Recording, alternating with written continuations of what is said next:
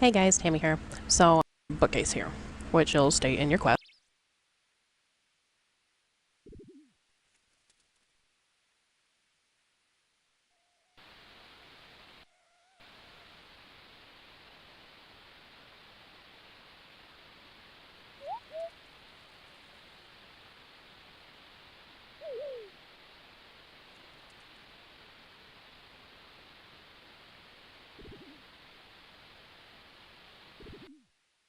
I'm making such quick cash.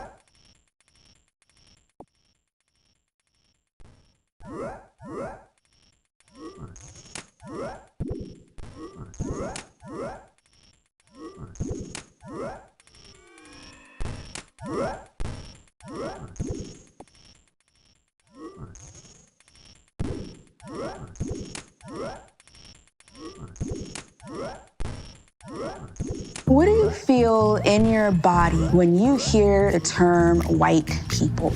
I feel a cringe about it. Cringe is a good word. White, straight, cisgender man is the top of the pile. I'm on the top of the pile. It's me. Can I just propose a toast? Raise a glass if you're racist. To racist. That was really weird.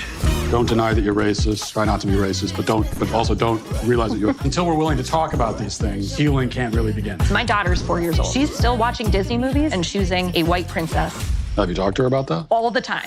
Is racism inherent to whiteness? Yes. Yeah, probably. Joining us now is Matt, certified DEI expert. Did race exist as a reality before? We made race exist. Does that make sense? It does make sense. What do you mean? What you're doing is you're stretching out of your whiteness. This is more for you and less for you. Am I Racist? Now streaming only on Daily Wire Plus. Rated. Trump, take 30 seconds. Let me just, he wants to be a tough guy. A lot of times, you'll have, and it doesn't work very well with How tough is it a to lot take of times, property from an elderly woman? Let me talk. Quiet. How tough a lot of times. Tough business to run.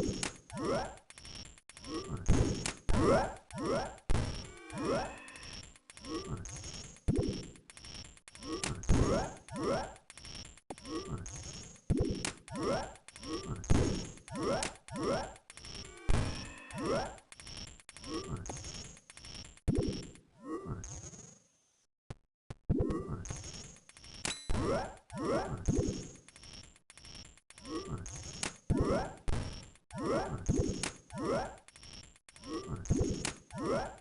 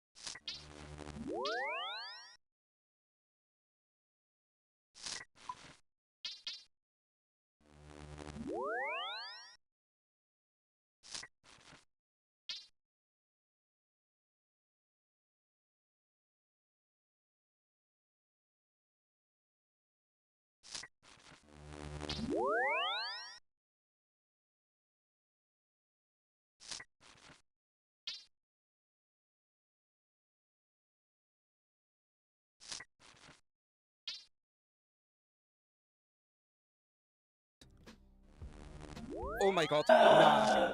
Oh my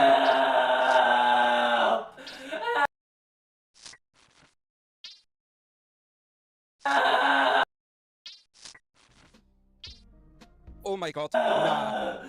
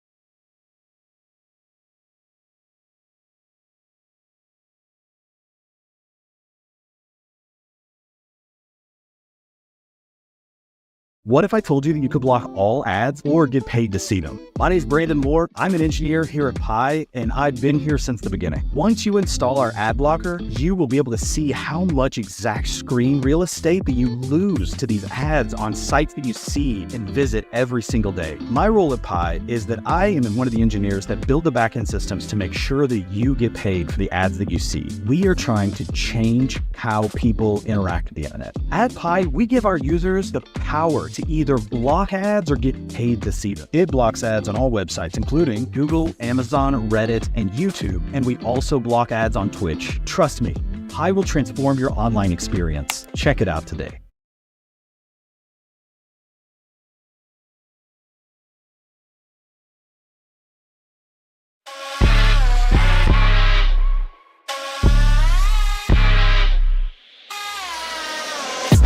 Sometimes my job's really weird. This is an example of that. I cannot believe I'm going to say this, but there is in fact a slim chance that Grand Theft Auto 5 might save Palworld. But here's the actual story, right? When September 18th, 2024 hit, Nintendo and the Pokemon Company dropped a legal bomb on the Palworld developer Pocket Pair, basically patent infringement on game mechanics. That happened, but Pocket Pair then went and did something gutsy. Before any of it hit court, they decided, right, this is clearly David versus Goliath, we need to go public with a statement. Here is a statement that they put out. It is truly unfortunate that we will be forced to allocate significant time to matters unrelated to the game development due to this lawsuit. However, we will do our utmost for our fans and to ensure that indie game developers are not hindered or discouraged from pursuing their creative ideas. And when it all went down, the timing was fascinating. Pocket Pair were actually prepping Palworld's PS5 launch, and Tokyo Game Show was right around the corner. It seemed the perfect time to drop things. The perfect moment, of course, then, for Nintendo to throw in a lawsuit and create chaos everywhere. But it was not enough to stop a crazy successful month for the company, because rather than the expected PS5 reveal at Tokyo Game Show, they shadow dropped it during the PlayStation State of Play presentation. Japan got the game a few days earlier in October, and according to PlayStation's Japan blog, it actually jumped to the top of the downloads. It beat the likes of Dragon Ball Sparking Zero and Metaphor ReFantazio, which is impressive. Their numbers are massive, especially in Japan. Now, we've been in a holding pattern ever since. We've been waiting for something to happen, and that is what brings us to today's developments. It's wild, so get ready and sit down. Pocket Pair have revealed that Nintendo filed 3 patents in 2024. Of course, that's after Palworld released, and these patents are all focusing on one specific thing. It's pretty crazy, right? Throwing a ball at a creature to catch it. No battle required, just throw and catch. Now, you might think, how can they patent something after Palworld came out with the mechanic? Well, the problem is Pokemon Legends Arceus. Nintendo had this mechanic in the wild for nearly 2 years before Palworld came out, and in legal terms,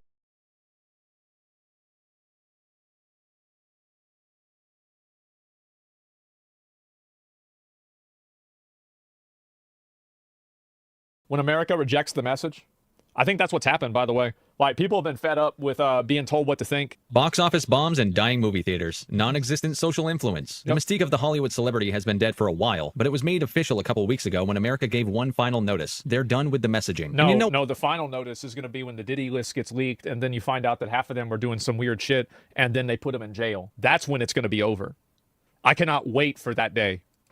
What? It's time to chronicle this epic timeline and dissect what happened in a video. So let's go. I canceled my next Austin Powers impersonator gig for this.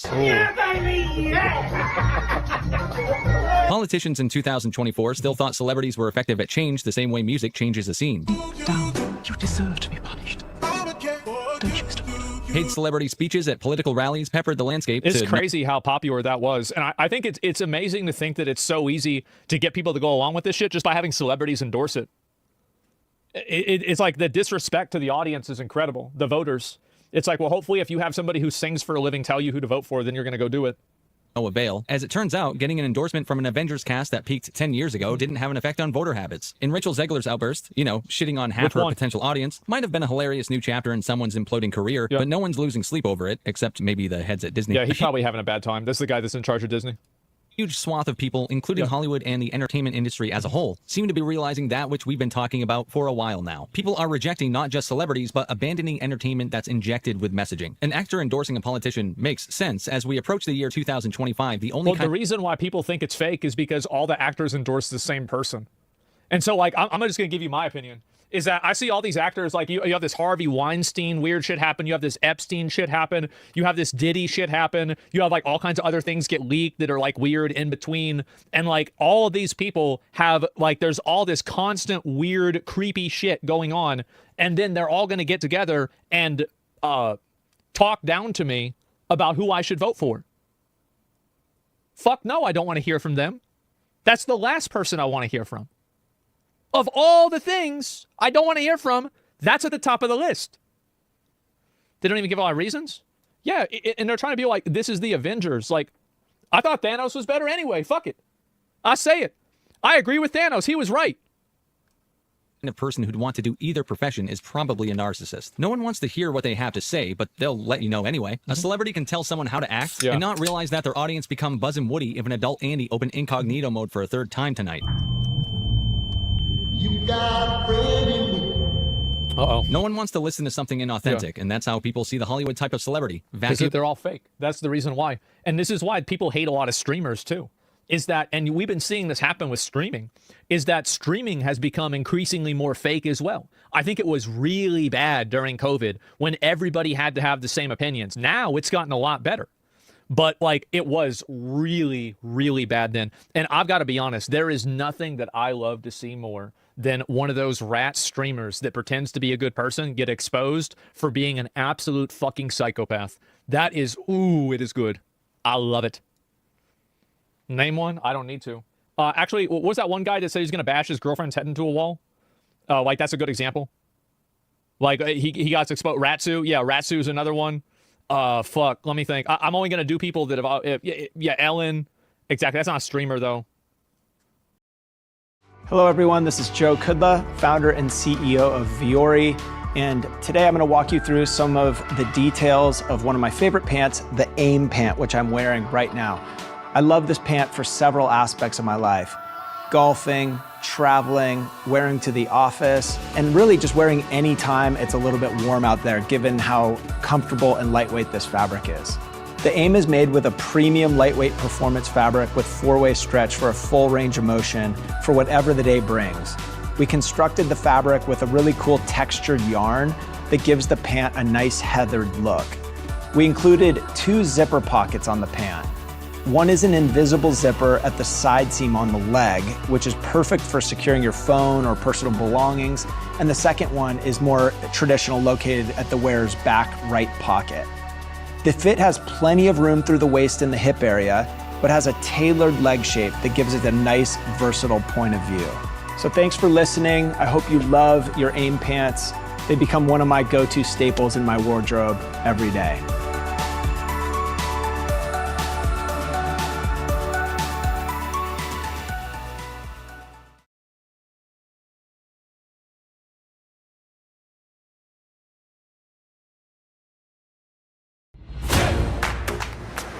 If wellness is for everyone, why does it feel so overwhelming?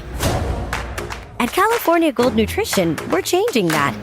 With high-quality supplements at prices everyone can afford. California Gold Nutrition.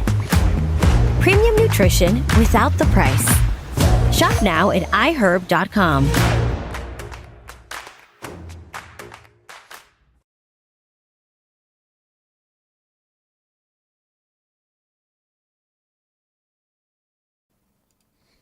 Vain, fake. And there are more famous people now than there ever have been in history thanks to the internet, but the kind of fame that carries weight isn't what it used to be. In a connected world, authenticity is key. The celebrity who can shift a culture isn't an actor anymore. It's not Robert Downey Jr. To be fair, John Cena is really cool. And I think a lot of people really I like John Cena more than I like any of the people that are on the Avengers. Yeah, John Cena is great. You're shifting change. As a It's the Joe person. Rogans of the world. I thought now that it's been a couple weeks, what happened deserves an apolitical autopsy. The election in America proved what we knew. A declining box office, dying theater business, and struggling streaming services are directly linked to a shift in culture away from the political messaging Hollywood's gleefully jammed down audiences' throats for the past several years. Right. Before we dive into the hows and whys, we have a People sponsor for today. don't want to be talked down to. They don't want to be talked down to by some rich person. It's the same reason why everybody hated Colin Kaepernick. It's like this dude is going around saying how bad America is. Meanwhile, you're a multimillionaire because of America playing football. Get the fuck out of here. That's just the truth. Today's video. This one kicks serious ass, but as always, things are time-stamped for your convenience. But if you'd be so kind as to watch the ad, it's always appreciated. Today's sponsor, Yaber, provides high-quality, high-performance projectors to fulfill your home entertainment needs. We used to steal these in high school. I had a friend, he had come into class every day with an empty backpack. He'd leave class every day. Backpack was full.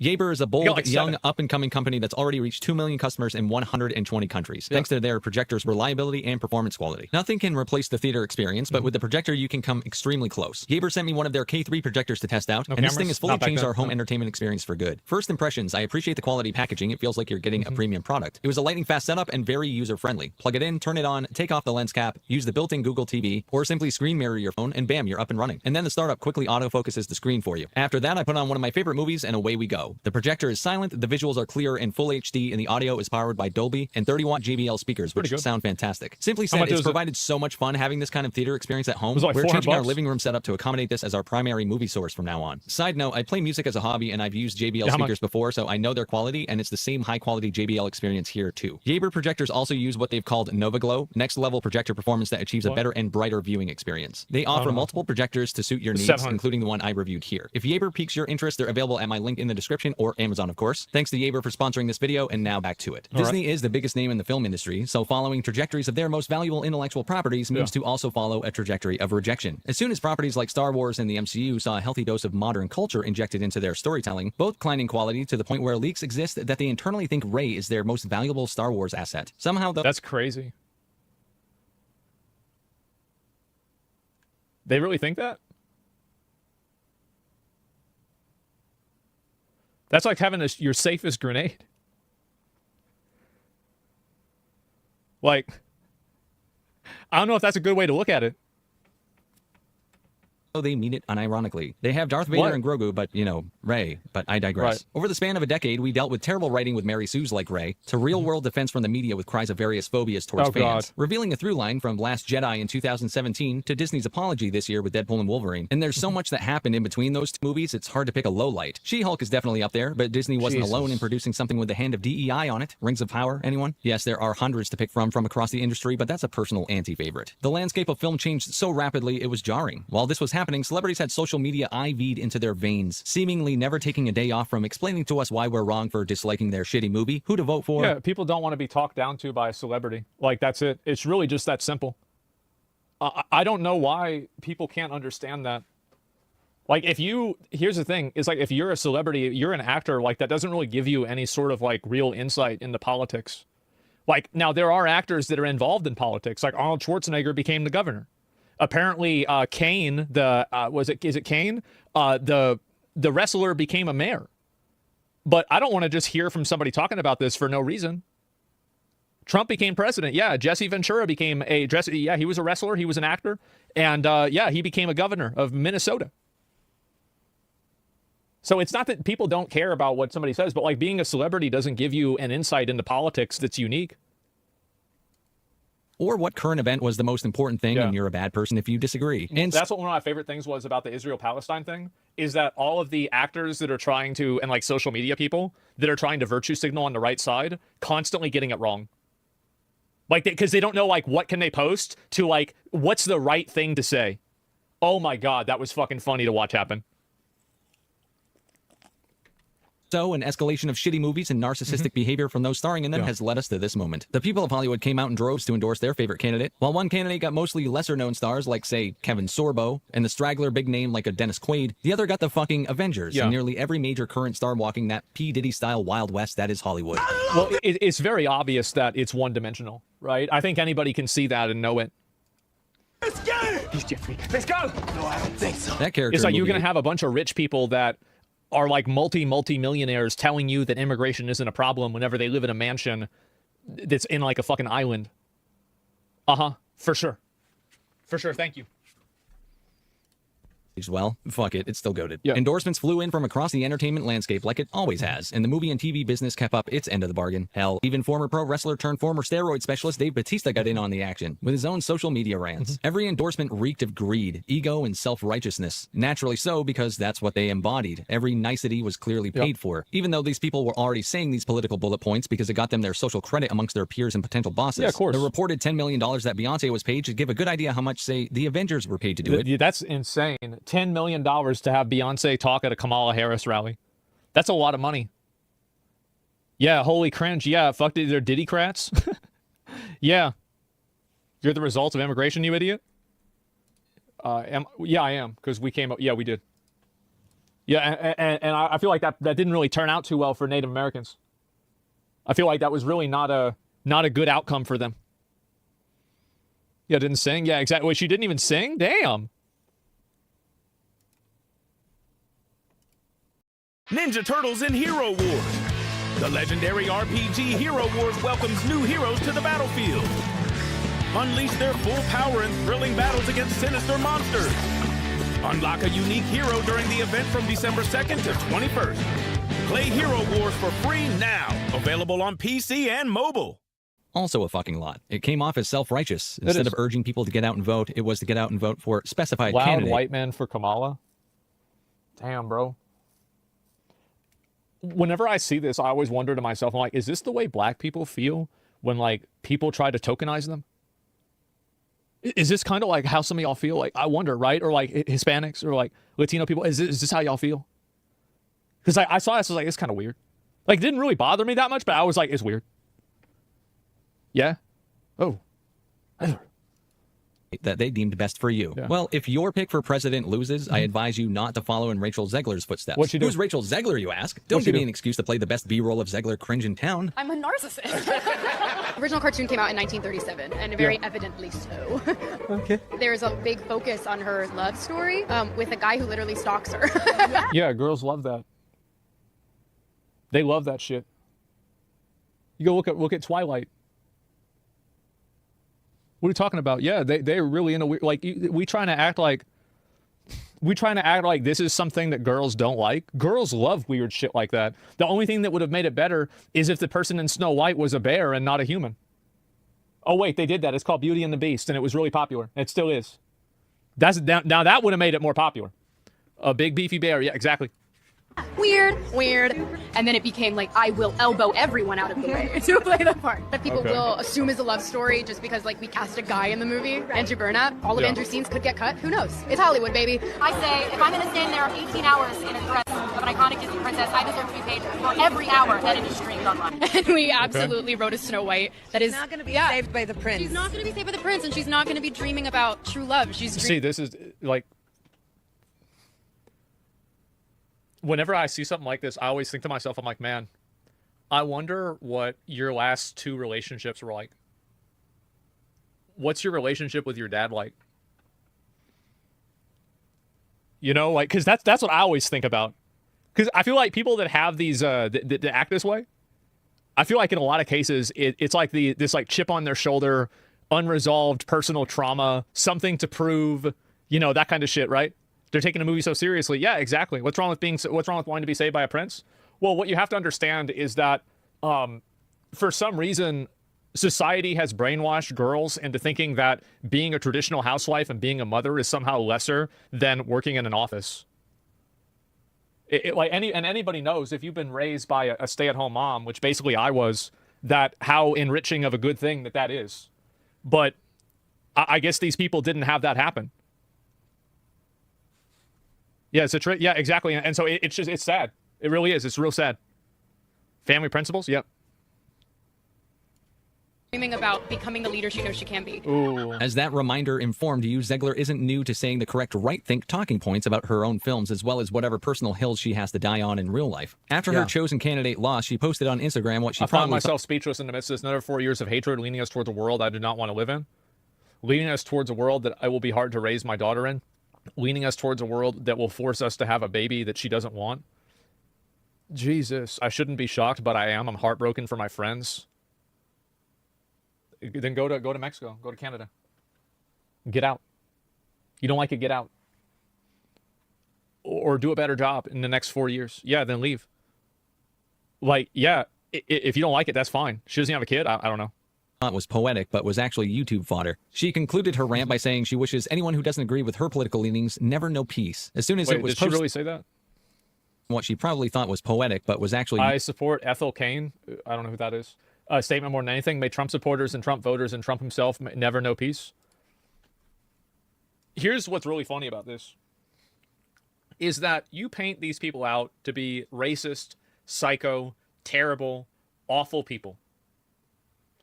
Have you ever wondered the consequence of if you're right? What if you were right? How do you think they would react to that? maybe they would do the same thing back to you. That's the truth.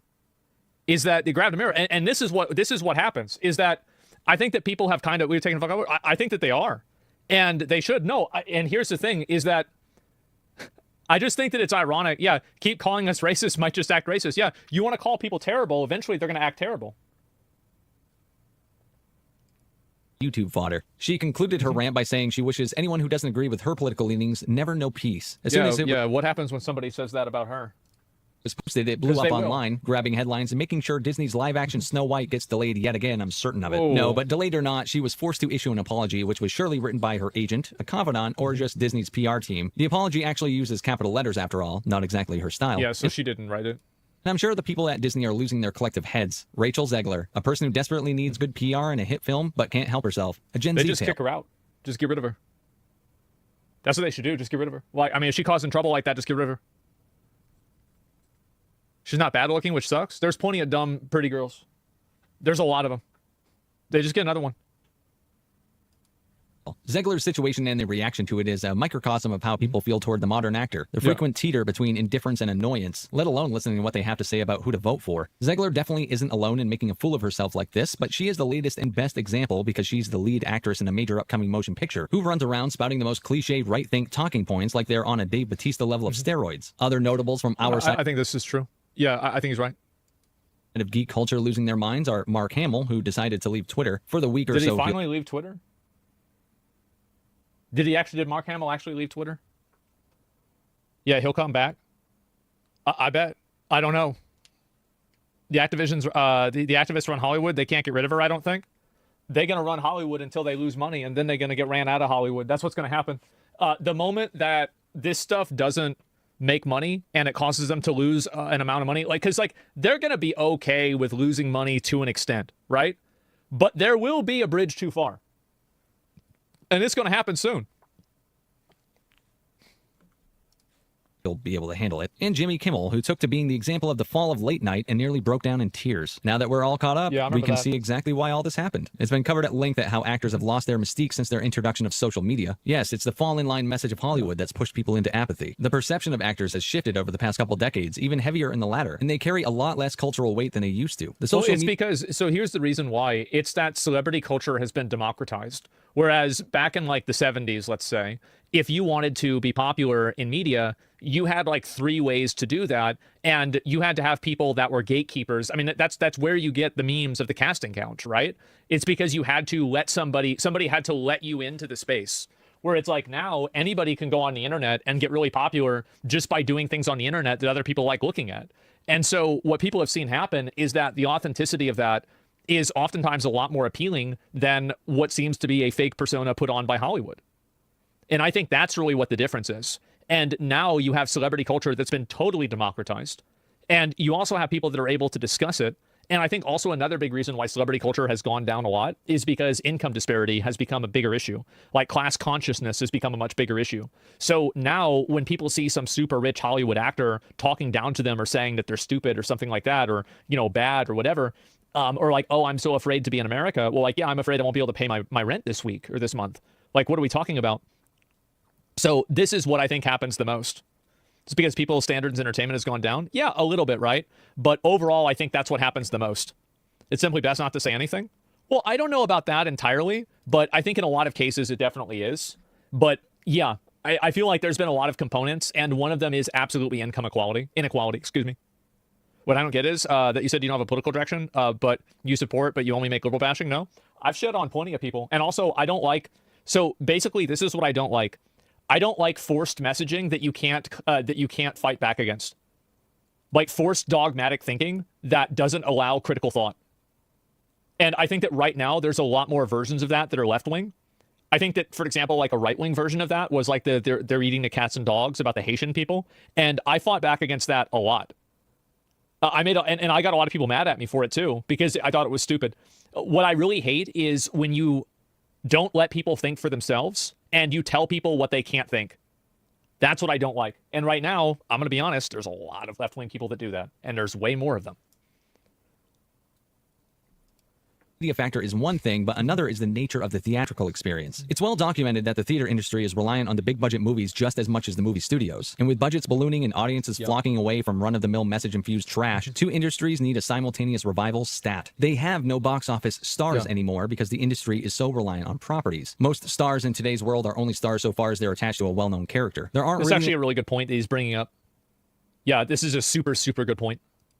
Any box office draws via name only anymore. Even the few that are relics of the past have some flops to go around. Please see Tom Cruise. And one of the numerous reasons for a sharp fall in box office since its heyday is because those people starring in films are real-world phonies, and the audience is in on the joke at this point. Before social media, celebrity antics were confined to award shows and interviews. Now they broadcast their lives and opinions 24/7, exposing self-absorbed lifestyles, moral high grounds, and personality. See, this is why there's some people, like all of the celebrities that aren't on social media are the ones that generally are well-liked. Like Henry Cavill, basically never on social media, doesn't really talk about basically anything, doesn't comment on social issues. He just says, hey, I'm making this movie. Johnny Depp is another one. Keanu Reeves. Keanu Reeves isn't out there tweeting all the time. It's the mystique. Well, it's more than the mystique. It's the, I don't think everybody needs to hear what my opinion is on every single topic. And I think that a lot of people are like, yeah, we don't. And also, they're out making movies. Yeah, they're making movies. They're doing things. Keanu does not have a Twitter. Yeah, it doesn't even. Yeah, it's not relevant. He's disconnected from reality. This constant stream of information hasn't humanized them. No, in fact, it reveals shallow personalities and worldviews. Right, Politics, of course, aren't spared. Celebrities, they spew views, damaging their careers. It's what they do. Political opinion doesn't matter. Tim Allen's right-wing stance and Gina Carano's Disney feud sparked controversy regardless. And Seth Rogen's Twitter rants have fans questioning how this guy went from Superbad to Santa Inc. Someone once said Jesus, a 1%? Holy shit, that's bad. Wow. And also, by the way, there's a lot of YouTubers that do the same thing. Like, there's tons, like, PewDiePie is a great example. He's not posting his opinion on every social issue that happens. He just posts a video every once in a while, and that's about it. People don't need to be oversaturated with your take on everything. Someone once said Seth Rogen's the kind of guy who'd climb a glass wall to see what's on the other side. Social media fuels celebrities' attention addiction, amplifying virtue signaling that reinforces Hollywood's negative image. During the strikes, people shrugged, viewing Hollywood as out-of-touch elitists. Yeah, nobody gives Most a shit. impacted individuals weren't millionaires, but public perception screams, oh no, the millionaires want more. Well, no, it's not that. It's the writers are complaining in Hollywood. Well, people say the writing in Hollywood is bad. So it's like if you had, I mean, you just use some logic here, right? Yeah, people don't like the writing in the movies, so if the writers are complaining, people are like, yeah, you should be complaining. You shouldn't have the job to begin with. The less you give your opinion, the more likely people are to listen to what you do. In some cases, yeah. Use Venmo Groups to seamlessly add and pay expenses all in one place, making it easy to manage group expenses so you only settle up once. Create a Venmo Group. Current image problem persists, fueled by social media's relentless spotlight. Celebrities' constant self-aggrandizement further erodes public empathy. Their lives, once glamorous, now seem detached and self-serving. Social media's double-edged sword connects fans while highlighting Hollywood's flaws. It's why the world reacts with a collective eye roll to celebrities' pleas for support. It's hard to forget these endorsements cost a lot of money, too. And Hollywood's no stranger to peddling cringe for cash. I do think it's weird that, like, people are getting paid real money in order to, like, promote political stuff. I think it's weird. Yeah, and maybe that's just me.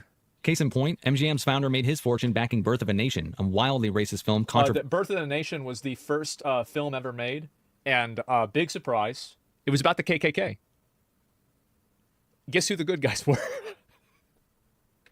Controversial even in its time. Fast forward to Captain America's skeptical take on the World Security Council and Civil War, him saying it's run by people with agendas, and agendas change. And that sums up Hollywood's propaganda machine nicely. From promoting racist films to the U.S. government scrubbing 1,500 scripts of anti-American content during World War II, Hollywood's history is rife with agenda-driven manipulation. And celebrities have long used their platforms too, but they were much smaller and not with unfettered access to them. When he won his Oscar for The Godfather, Marlon Brando sent Shasheen Littlefeather to accept his award, refusing it himself, and gave her a chance to expose the industry's mistreatment of Native Americans. The audience's mixed reaction, applause, and boos contrast sharply with modern Hollywood's manufactured outrage. Today, such gestures would earn a standing ovation, but it would be expected, not. Well, the reason why people respected this more is because he was willing to forego a position of self-aggrandizement.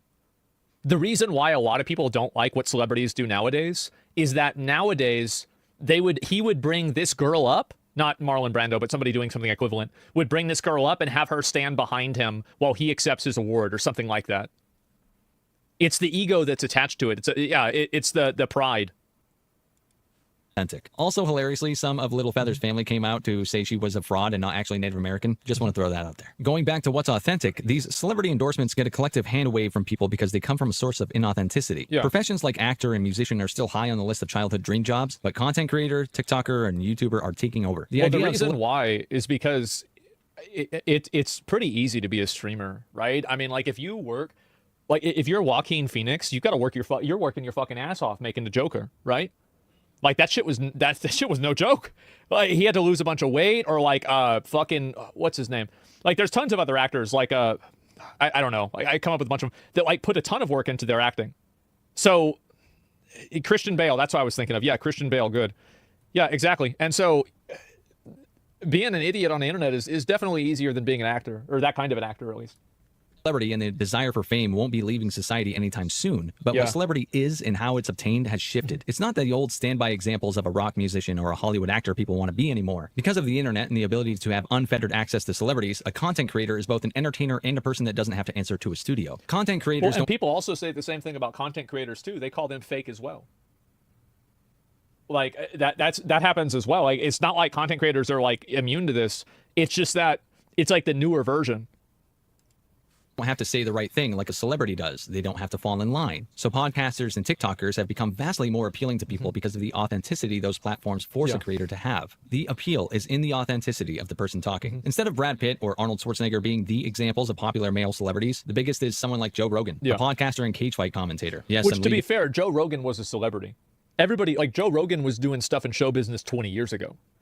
People knew who Joe Rogan was. Comedian off that list. Sorry, Joe. Rogan's become one of the most famous people on earth because of his authenticity and in part due to him exposing people, including those from Hollywood, for the phonies and clowns they are. Sometimes when they're guests I think the reason why people like Joe Rogan is because I think that he comes at things from an everyman perspective, and he says things that a lot of people think but don't want to say. The show, sometimes by simply letting them shoot themselves in the foot when they complain about him. Right, Neil? That's what I find most interesting about this whole thing. What celebrity is has been fundamentally changed. What people think of a celebrity has changed. If institutions like CNN or Fox have become legacy media, and podcasters and YouTubers are the new mainstream media, then an actor is the legacy celebrity to the mainstream celebrity, like a Rogan or even the president-elect. These legacy celebrities That's actually a good point. I feel like Trump would have never won the presidency 20 years ago. Assuming all, like, if media wasn't the same. Like, if media was the way it was in, like, 2004 instead of 2024, he would have never even come close. A larger dose of reality with each passing year and each changing and declining box office return of their last movie. I did a video earlier this year called How Virtue Signaling Killed Hollywood. A look at one of the many reasons Hollywood is falling apart. And this election season has somehow managed to shine a light on the problems they've been having out in California. Indeed, with all the problems they're facing, it feels the question of whether they've realized a problem out there in LA, and if so, are they going to correct it? They're not going to correct it. It's the same reason, like, not even the news stations can correct it. You think celebrities are going to correct it? No, they've been so ideologically captured by identity politics that they literally cannot get away from it. They can't stop thinking about it. It consumes every aspect of their interactions. That's what's happening. Are they real or not? Yeah, the meme wars 2016 is the reason why Trump won. Yeah, there's no way it's getting corrected without these people getting replaced. Speaking, yeah, they have realized the problem. Just like we knew they wouldn't, I don't think the Avengers cast thought they'd be shifting minds either. But the money they were paid certainly didn't hurt. No, they see the problem, but Hollywood isn't interested in trying something new or trying to make movie stars again. If there were movie stars, studios would be able to make any kind of movie they wanted. No, because movie stars also are risky. Because if you have a movie star, the studio is losing control. So if you control the IP and the IP is what decides what's successful, it means that you can control the actors more easily. So, like, if I was a movie studio, I wouldn't want to make movie stars either, because movie stars eat into my market share, because now I have to pay them more money. So, like, it's best for them to not let people build up their brand and become really popular, because if that happens, then they're going to cost more money. Stars used to sell movies, yeah, and now IPs sell movies. That's what I'm saying. But the IP doesn't guarantee success. That much is obvious now. Yeah, but actors didn't either. because people would come to the theater for the star. Since they don't anymore, they have to fit the star into the movie, and only one size kind of fits at a time, whatever trendy thing is at the moment. I mean, you have the biggest company in the business apologizing, going back to the well, and hey, Robert Downey Jr. is in the MCU again. All that sort of stunt casting does is reinforce my point about people not giving a shit about movie stars anymore. They like a person in a role. And tell me Hollywood doesn't get the problem, and I'll show you the RDJ reveal. Whether that works or not is an entirely other story for an entirely different day. We all called it. The self-aggrandizing people in Hollywood have managed to push away the very thing they crave most: attention. GG's. Yep, he's right. And I think that's like, this is the same reason why I think a lot of them will come back to Twitter too. Yeah, that's exactly it. Masters are so blind. Yeah, exactly. They don't know why Hollywood's called Hollywood. It doesn't really matter like about any of that bullshit. Like nobody cares about that. Celebrities have a lot to lose if Trump releases the Epstein and Diddy list, so it makes sense that they fought hard to keep Trump out. Yeah, I guess so. We're just going to replace one problem with another? No, you're definitely right. There's always, it's not like, oh, things are going to be perfect in the future and now they're bad. Actors always sold movies by their name alone. Just hearing Stallone or Schwarzenegger were in a movie, enough was to sell it. No, I understand that, but all I'm saying is that I think that there's another component to it as well that has to do with like how many people are actually watching a movie for the IP also. Because like, for example, and I do want to say, like with the Dr. Doom thing with Robert Downey Jr., I didn't even hear about this until he was the one who said it. So like, if it wasn't for Robert Downey Jr. doing this, I would have never even heard about the movie. So I feel like movie stars do have some degree of power, but the problem also is that the studios and the greater Hollywood machine probably doesn't want to have movie stars, because having movie stars means giving away power. And if they can control the IPs and they can control the production, then all they have to do is make sure that they have the right people in the right places and they'll be fine. So, and also, isn't he getting paid like $80 million or something like that for this movie? That's a lot of fucking money, man. So I'll link you guys AI actors. I think they're going to do that. I've never seen this guy's videos before. This is pretty good. Movie Cynic. I'll link it to you guys. Johnny Depp was a person who made Pirates of the Caribbean better. Yeah, he did. He absolutely did. But I think that also, like, if you look at it from the perspective of Disney, do you think Disney having Johnny Depp being so closely connected to Pirates of the Caribbean is good or bad for them? Well, we obviously know it's bad. Right? It's obviously bad, because what if something happens to it bad? It clearly is bad. And so what ends up happening is it's a face. Well, I don't think it's really the face or anything like that. But what I'm saying is that if you have an IP and the IP is popular, that is something that lasts a lot longer than an actor. For the ones who get it done, the most important part is the one you need now. And the best partner is the one who can deliver. That's why millions of maintenance and repair pros trust Grainger, because we have professional-grade supplies for every industry, even hard-to-find products. And we have same-day pickup and next-day delivery on most orders. But most importantly, we have an unwavering commitment to help keep you up and running. Call, click Grainger.com, or just stop by. Grainger, for the ones who get it done. Listen up! Through November 29th through December 4th, everything in our goddamn store is 10% off. That's right, baby! Cover up that disgusting fucking body and stay warm with our beautiful merch, and you get 10% off, which is a lot of fun. So please go to the website here and be sure to check it out. We appreciate you, and thank you so much.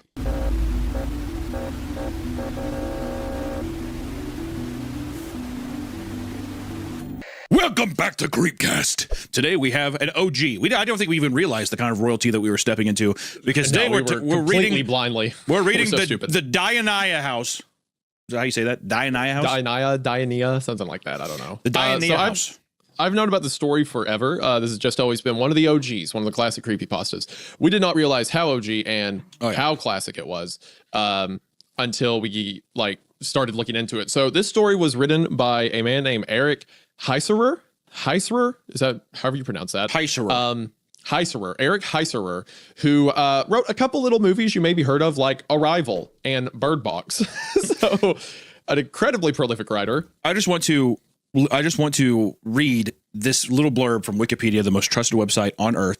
Of course. This little thing just is a very interesting beginning. I was just so floored by the beginning of this, first off. So Heiserer's professional screenwriting career was launched with the sale of the Diania House to Warner Brothers in 2005. So almost 20 years ago, he sold this story to what we're getting ready to read to Warner Brothers, which I'm guessing they did nothing with it. And it is considered to be one of the first popular creepypasta stories. So one of the first. We did Ted, and then now we're doing the Diania House. Very cool. I would say Ted is the first. And then I would say 2 Ted years is the later, first. you've got this. Yeah. I would say Ted's the first, but it's just insane to say that this guy wrote this story. It's considered to be one of the first. And then he ends up selling to Warner Brothers. And then he ends up making a full professional screenwriting career. A Nightmare on Elm Street 2010, the Final Destination 5, The Thing from 2011, a movie called Hours with Paul Walker. RIP. Lights Out. Oh, fuck, that's cool. He did Lights Out with them, and then Arrival that same year, Bird Box, and then Bloodshot, the Vin Diesel movie. Now, granted, whatever you think of these movies doesn't matter. The fact of the matter is, this is a long-standing professional man. Yeah, and Arrival's an incredible film. He got a Academy Award nomination for it. Like, great movie. Denis Villeneuve, incredible director, like who he worked with on that film. So, like, yeah, this guy knows what he's doing, and this is his first, like, at least published or any kind of popularity work from 2004, which is so weird to think about. 20 years ago, pretty crazy. One of the earliest creepypastas. As a matter of fact, we have to go on the Wayback Machine to read it. Yeah, we are on the Wayback Machine because it said that the website or where the story was at was taken down in 2019 or 2020. So then that's on the Wayback Machine. And what's interesting about this story is that it's all a collection of emails, I believe, which is just kind of pog. I like that. And, he sat there, he made Arrival, Jeremy Renner's in that. How good of friends do you think he is with Jeremy Renner? I think they're besties. Yeah, maybe show up on the Jeremy Renner app. See, now we're talking about real royalty, the Jeremy Renner app, where a psychopath talks about how he broke both of his legs. Really love Jeremy Renner. I do like to think. Wait, why do you think he's a psychopath? Jeremy Renner? Yeah. I'm almost positive he had, which do not correct me if I'm wrong, because I want to live this fantasy. If not, I thought he had a full blown mental break. And that's also why they didn't put him in some of the, I'm almost positive because then he went in and he started a rock band, had a mental break, did a rock band thing, had the Jeremy Renner music video that came out. And then they kind of tried to cut him out of the Marvel movies. As I remember, that's why he's only in one scene.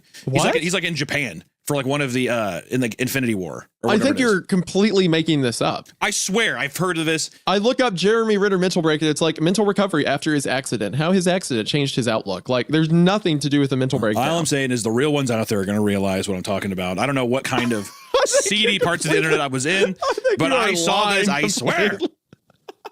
I think you just wanted this to be real, so you made it up. He hasn't been the same since Hurt Locker. His mental determination was the key factor in his recovery. That's all that comes up. Is this on JeremyRenner.com? Is this on This is the Google, the internet. Yeah, well, where do you think Jeremy Renner's app exists? On the internet, my friend. He hasn't been the same since Hurt Locker. Let's be honest. Okay, I don't support him. I do not tie myself to that image. Jeremy Renner, if you want to sue him, by all means. No, don't put that out there. We don't want to put that out there. As a matter of fact, I will help you. I have a whole document ready to go. I have several Post-it notes around this whole workspace just full of things that he hates, including hikers, cream soda, speaking in hallways, and old women. So I'll help. I will be your number one. But what's not on that list? What is not on the list is I do not hate Jeremy Renner. I'm just saying he's a psychopath. Don't know. I do not hate Jeremy Renner. I'm just saying he's a psychopath who can't be trusted in professional spaces and should be kept at 10 feet from any self-respecting actor. And if the app is still up, it needs to be deleted. Okay, I can't wait for you to get sued. That's going to be so funny. Without further ado, let's get into the Diania House. It says correspondence from Mark Condry. And this at the top here on the Wayback Machine, which is probably part of the original website, is the September 6th, 2004 to October 1st, 2004, which is I'm guessing just the amount of email chains, the length of that. But coincidentally, our first email post here is on October 7th, 2004. So 6 days after the last correspondence. Yes. So without further ado, let's get into it. Jennifer, friends, and family of Mark. As promised, here are copies of the correspondence I received from Mark over the course of the last month. For the most part, I've merely copied and pasted them from my email application. As you'll read, he requested this in hopes that you'll better understand why he did what he did. I made the site because it's the most efficient way to share Mark's emails with all of you. I'm not advertising this to anyone, but I do think it would be wise to pass this URL along to anyone who may help with the investigation. As I collect more information from various sources, I'll update this site to keep it an accurate record. I'll have that link at the end of the series as well. If you need to speak with me, Jen has my number. Thank you for your patience, and again, I'm profoundly sorry. Eric. Nice little first tie-in. Also, there still is a hyperlink on the I'll update this site. That takes you to the updates page, yeah. Updates and other resources. Do we read this now or should we wait? I think we wait. Okay. I just have a feeling, because he says, as I collect more information, I'll update this site to keep it accurate, and the link will be at the end of the series as well. So right now we just have Eric sending over his correspondence with Mark. Yeah. So now we have our emails that are between the two. So this first one is from Mark Condry on Monday, September 6th, 2004, sent at 8 a.m. Subject, an old friend. Eric, hey man, it's Mark from Houston.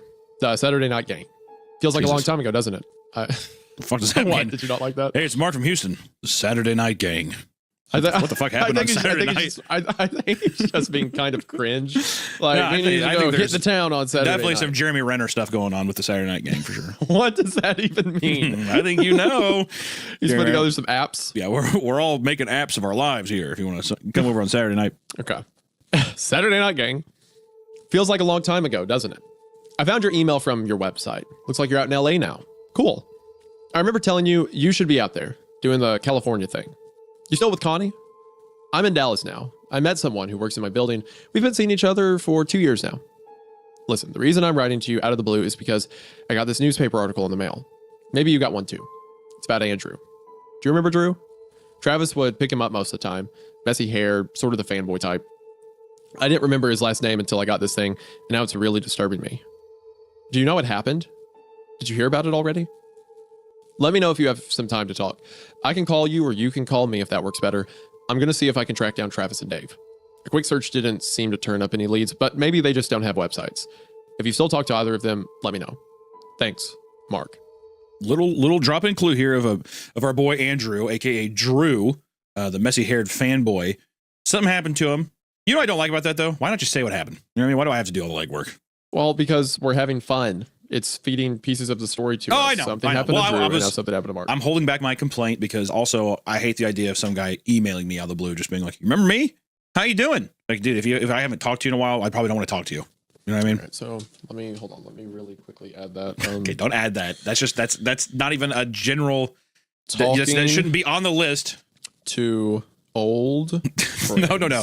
Not talking to old friends. Emails out of the blue. That's what it should be. Emails out of the blue. Let me change that.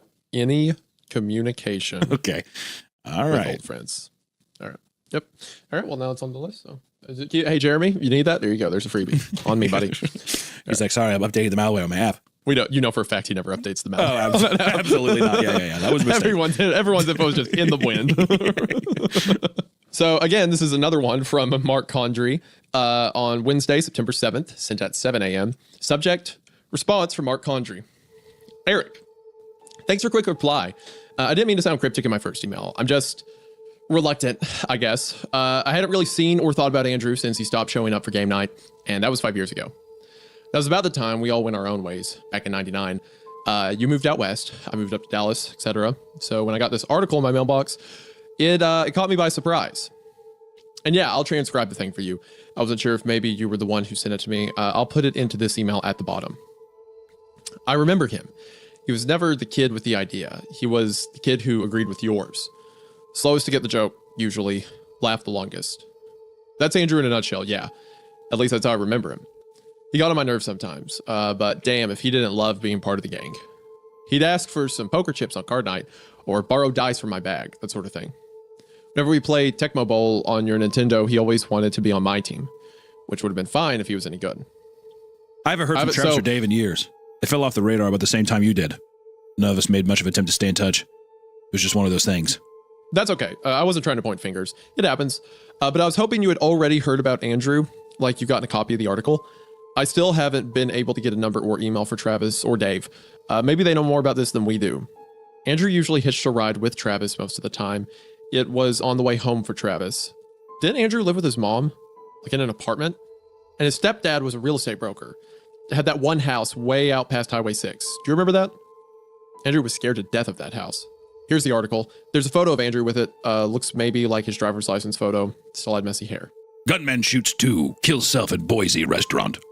Diners at the roadside breakfast cafe on Interstate 84 fled to the parking lot in panic yesterday afternoon when a man entered and began shooting patrons inside, killing 2. The couple, John and Lucy Madsen, were having lunch when 26-year-old Andrew Hughes entered, wielding a Smith & Wesson .59 pistol, according to police. Witnesses claim the perpetrator was muttering to himself as he approached the smoking section and opened fire. Something funny, Hunter? Opened fire into the first occupied booth, fatally wounded the Madsens. Soon after, he turned the weapon on himself. All 3 were taken by paramedics to St. Alphonsus Regional Medical Center, where John Madsen and the shooter were pronounced dead. Lucy Madsen, 37, remained in critical condition for several hours, but did not survive the night. Police are investigating Hughes' work and personal background. But as of this morning, a motive for this attack is unknown. Okay, see, the only reason that I chuckled there was just the idea of a guy walking in and approaching the smoking section. I don't know why for some reason, but the idea of people just being, it was very French to me. They're smoking, like, what? And they'd sit there with blow big smoke clouds. He's like, you goddamn dirty lung sons of bitches. And he pulls out the Smith & Wesson. Boom! Boom! So it was the inclusion of the smoking section that made you laugh. Yeah. Well, I like the idea of them being like, what? What is? What, they're holding their. He's like, you goddamn dirty long pieces of shit. Boom. The way you're saying it implies he did it because they were smoking. They were smoking. It's why I was laughing, because I like the idea of this guy being like, you motherfuckers. Yeah. They've had it too good for too long. Exactly. You keep dancing with death. Well, the dance is over. You don't appreciate what you have. That's pretty much the plot of the Saw movies. Exactly. That's what how Jigsaw walks into a place. He's like, you were smoking. It's like, yeah, dude, I work 12 hours a day. Can I smoke? At the beginning of... Why don't you try digging this key out of your stomach? Like, what does that have to do with anything? Oh, well, maybe you could unlock the reality that your life's a gift. It's like, fuck off. At the beginning of, I think it's the 5th one, he actually does kill a guy for smoking. Do you remember that? I mean, yeah, I feel like I've actually, ever since I did my Saw video, I feel like I've erased all those from my mind. Okay, the one, is it the 5th one where it's all about the one insurance guy who has to go through? It's got like the carousel shotgun. Yeah. I think that's either no. I think that's 7. No, that's 6. I think that's Saw 6. Okay, whichever one that is. I don't know. Whichever one that is. The opening is they're in that machine that takes your lungs. Oh, and it's got the big press on the side. Yeah, and the janitor is like, he smoked 2 packs a day for 40 years. And it's like, that's it? Yeah, exactly. It's like, God that's damn. why he's hooked up. There's other people where it's like, they're like pedophiles. And you're like, okay, well, there you go. Like, fucking get tortured, bitch. Sure. This number's just like, oh, because I'm smoking Pall Malls? Yeah. Like, what? Come on. All right. So anyway, after that, saying that the people were shot to death for smoking, if there's more to the article, I didn't get it. That's where it was torn off. The other side is part of a Dillard's ad. This is really bothering me, Eric. What the hell was Drew doing in Boise? With a gun? He hung out with us for almost 2 years. I just don't get it. Something else is eating at me. I can't figure it out yet. Mark. I can't figure it out, Drew. Why was he in Boise? Not the why did he murder 2 people? Yeah, instead of just why would he murder someone? Why the hell was he in Boise? Like, what was he doing in Idaho? Who would ever go to Idaho? Well, he did love potatoes, Idaho? I guess. All right, so we have another one from Thursday, September 9th. Also from Mark. It says, get up to 70% off store-wide at Michael's.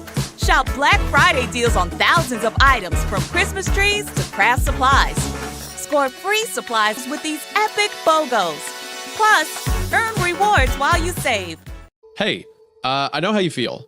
It's hard not to think of the times he sat next to us at the table, smiling like a fool, rolling dice and moving his pieces around the board. That's worded so funny. Oh, I used to think about the good old days when he'd roll his dice, smile, move pieces around the board. He would get dice from my bag. A board game. Yeah. It's like, what are you... Can't you just say, like, the next line is he loved Monopoly night. So it's like, just say he liked Monopoly, like, rolling his dice, moving his pieces the way kids do. Like, he loved Monopoly night. Always wagged his tongue when he counted money. Well, okay, I don't like that. Oh, damn, always wagged his tongue when he counted money. I don't think he realized he did that. It's impossible to think of him shooting up a dime.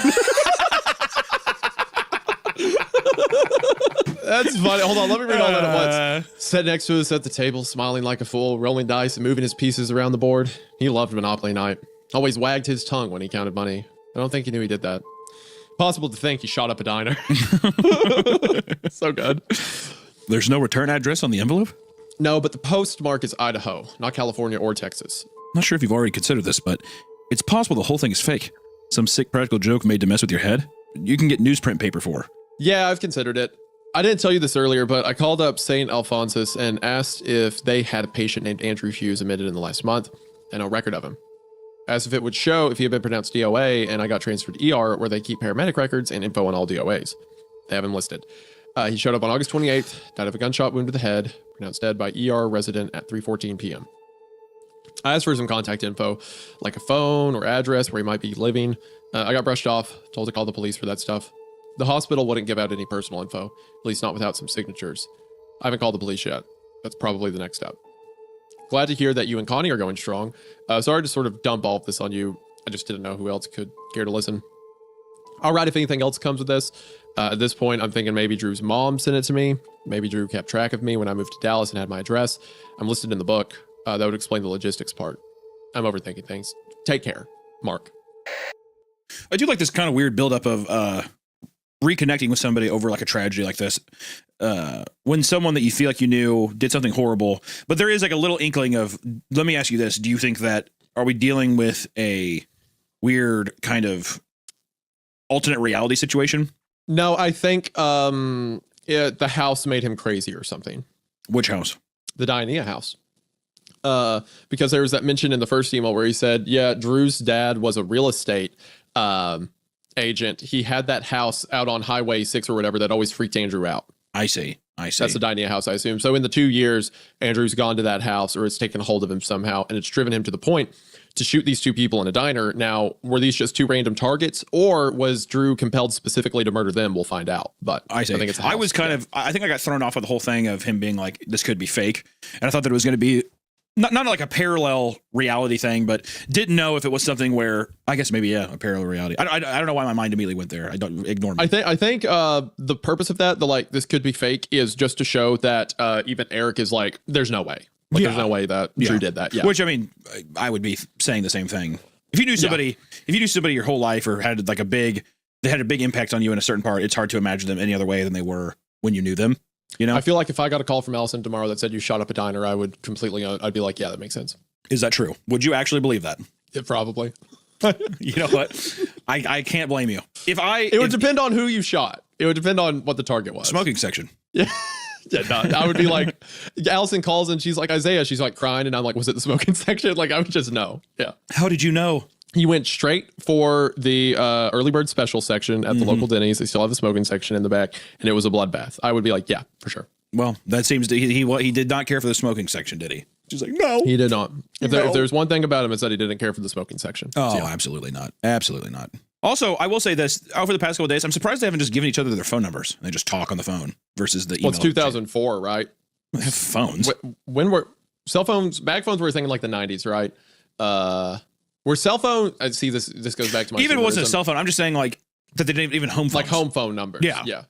Well, emails are the new happening thing for like text messages. And also we need some way to visualize the story, right? Oh, sure. I guess I'm just, which, you know, getting ahead of ourselves. We're derailing the story too much, but it's just the whole thing of like, I'm surprised there's not a mention of like, yeah, like they've been talking like, oh, like we were talking about on the phone the other night, where it's like they've reconnected and they're talking out of the email chain. Yeah, I think it's just because they need everything to be visible for us, the reader. All right. Okay, so another one from Mark on Friday, September 10th, 3 a.m. Subject, thoughts and concerns. Hey again, I know it's late or early, depending on how you look at it, but this Andrew thing won't go away. I finally realized what's eating at me and I need to spit it out. Do you remember what went on just before Andrew stopped showing up for game nights at your place? I do. He was gone for 2 weeks because he had to house sit for his stepfather. Boom, bada bing. Look who's right. That's not in the story. That's me. Boom, bada bing is what I did not like that. If that's your catchphrase or if that, whatever, I did not care for that. Okay, well, you thought the story was about to go into an alternate dimension, so I still don't. It might, and if it does, then I'll boom, bada bing myself. That's okay, I'm gonna pleasure myself. I'll boom, bada bing myself all day. Yeah, see if I need you. This morning in the shower, I did a nice little boom, bada bing. Mom and stepdad went on a big vacation every summer for like 10 days, and Andrew was just expected to stay behind. Usually just stayed at his mom's apartment, but that year he was asked to mind that house his stepdad owned, the one out in that old rich subdivision west of Houston. Maybe the guy had a bunch of houses. He was big on real estate, wasn't he? The guy had inherited this dog from one of his clients, somebody who moved out and didn't want to take the dog with him. I want to say it was an Australian Shepherd. Do you remember any of this? Andrew talked about it the weekend before. Dog had behavioral problems, whined, barked, scratched at the door, pissed on the carpet, didn't want to be inside, always wanted to be outside. Dad kept it in a kennel except when it rained. Andrew was supposed to take care of the dog, plus a few other things like mow the lawn, that sort of crap. But Andrew didn't want to go. Dave got into that argument with him about how it was the perfect setup for a young bachelor, house all to yourself, party time, risky business, and Andrew kept saying it was too cold there for a party. Too cold. I distinctly remember that. Now he kept asking us to drive out and stay with him while he was house sitting. I don't think anyone went out there, did they? I never did. We didn't see him for 2 Saturdays in a row. Then Travis picked him up like usual since he was back at his mom's place. That's the one night with Andrew I remember the most. I bet it's the same with you. It was the most bizarre, frustrating night I had with the group. Andrew walked in quoting some commercial verbatim. I want to say it was a Tide ad. Travis told us he was like that in the car all the way over. Commercials, shows, movies, radio songs. The first couple of hours gaming was like being in the room with the TV on. Then he started parodying us. He just copied. Oh, I like that. He just copied something we said. You remember? Tell me you remember this. I could see it in my head so clearly. Oh, and what was his response to anyone's complaints? Okay. Drew, stop quoting Law and Order episodes. Please give the Pontiac commercial a rest. Dude, shut up and roll the dice. Okay. And then he'd launch into something else a few minutes later. It wasn't just that he would regurgitate that crap. It was that he would take it so far. Whole reams of dialogue that he'd somehow memorized from one throwaway TV episode. Lyrics to entire songs. It went from odd to funny to disturbing in the first hour. Look, I'll come out and say it. Whatever happened to those 10 days, it changed him. He wasn't the same person after that. We all know this. We never talked about it, at least not with me around. But screw it if we didn't know instantly that the person who came back from that house was not Andrew. I wrote before that I hadn't thought about Andrew since 99. That was a lie. You know the way your brain sometimes reminds you of things you hate to dig up? The ones that sour your stomach. I've thought about him a few times. About that night. Was that the start of his madness? Or whatever it is that drove him to shoot up a diner? Were we there to see him first lose his grip? Eric, why the hell didn't we say anything? Okay, I'm bought in. That email, immediately, I went from like vaguely interested to very interested. The idea too of somebody just like, he just copy something we said is just something that's so childish. It's just very uncanny, isn't it? Well, imagine sitting next to someone and they're sitting there like, Tide, the easy, quicker laundry detergent. Tide's the #1 product to help you. Families love Tide. Like, and he's just doing that for hours. That's so uncanny. It's like a robot. I like to think too that the cadence of what you said, okay, like they're like, hey, would you fucking stop? He just said, okay. Like kind of Okay, like, it was kind of like almost not necessarily like mad or angry, but just, and not even defeated, just kind of almost emotionless. Okay. Yeah. Just like very monotone. But then if he's breathless quoting almost, the commercials, he has the same cadence as the commercial. Tide's gonna get out all the, he's like repeating it verbatim. Like full bore 1 for 1. Yeah. And that to me is unsettling. That's where the Quoting unsettling entire episodes of Law and Order nonstop. Ugh. Yeah. Man, that's creepy. So the next email is from Friday, September 10th. Subject, the door is open. Eric, I woke up to the phone ringing this morning. Turned out to be the reporter from the Idaho Statesman. She finally called me back. Did I tell you I called to track down the source of the article? She didn't have any new developments on the story, but we'll continue to follow up with the police. I asked if she had any other details about the crime, stuff that didn't find its way into the article, and we sort of went over her notes. Most of it I already knew, but there was one piece of info that caught my attention. She wrote in the article that Andrew was mumbling or muttering to himself when he entered the restaurant, but she didn't put in what he was saying. According to witnesses, he kept repeating, "The door is open." Does that make any sense to you? The door is open? Write me back, Mark. When you think of muttering, do you think he's like, the door's open, the door's open? Or is he like, kind of more like, the door's open, the door's open? Like, do you picture him whispering it? Or do you imagine him being hectic? Have you ever met someone with like a physical tic? Yeah, one of my buddies has Tourette's. Okay, so I imagine it's more so like that, like doors open. The door's open. The door's open. I almost think when I'm thinking of muttering, at least the way, which I guess when I imagine him walking in, I don't know if this is the wrong way to think about it. I almost imagine him like sweating.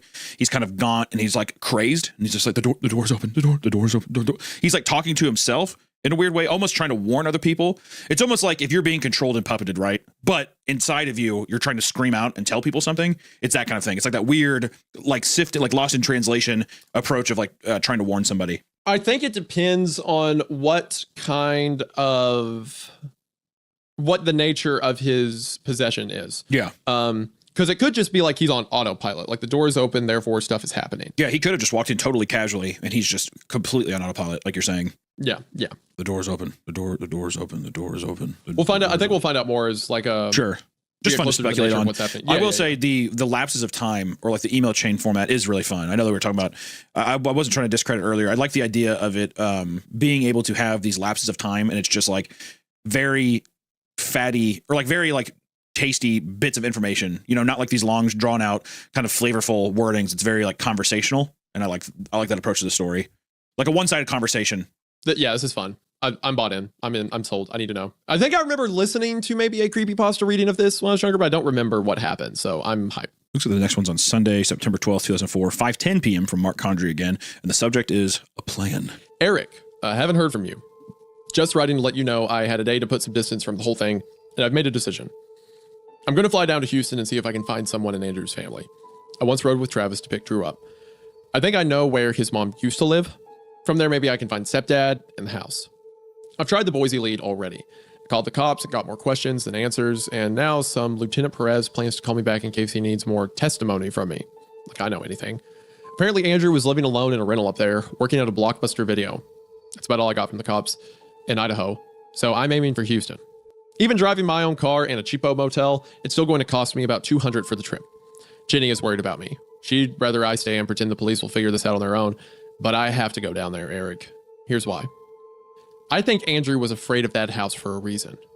Whatever that reason was, during those 10 nights, something emptied him. Gutted Andrew like a fish. Yanked out whatever he was inside or shocked him into forgetting it all away. He was hollowed out. To fill the void, he absorbed any input he could find. Television, radio, conversation. Soaked it up and presented it as Andrew. He could walk and talk, and he wasn't injured, not physically, but he wasn't the same either. There's a gap I need to fill in my head, like the time in that house. I have these pieces of Andrew that don't match. I need something to match. Hell, I'll feel better if something will just make sense.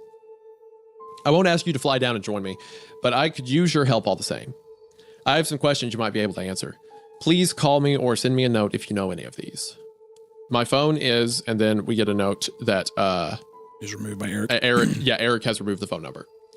So the questions is, what was the stepfather's name, first or last? What was his mom's name? Was her last name also Hughes? What was the name of the subdivision where stepdad's house was? I think Andrew mentioned it. I hope I haven't freaked you out too much with my crazy talk. I know it probably comes off sounding absurd, some of it, or maybe not. You were there for some of this. If you really think I'm off my noggin, tell me. By all means, tell me. Hope to hear from you soon, Mark. You know what I like so far is I feel like you can tell Mark is taking this a lot more seriously than Eric, even with how this section began with him saying, haven't heard from you. So it feels like Eric's kind of like, that is weird. I guess he was a weird guy. I feel like Mark is definitely more invested into seeing what exactly is happening. Mark certainly has a paranoia about it. Whereas I think Eric's kind of like, this is a lot all at once, Right. Okay, so the next one's from Monday, so the next day, 8:22 a.m. Subject is a response to the previous one, a plan. So, Eric, thanks again for calling.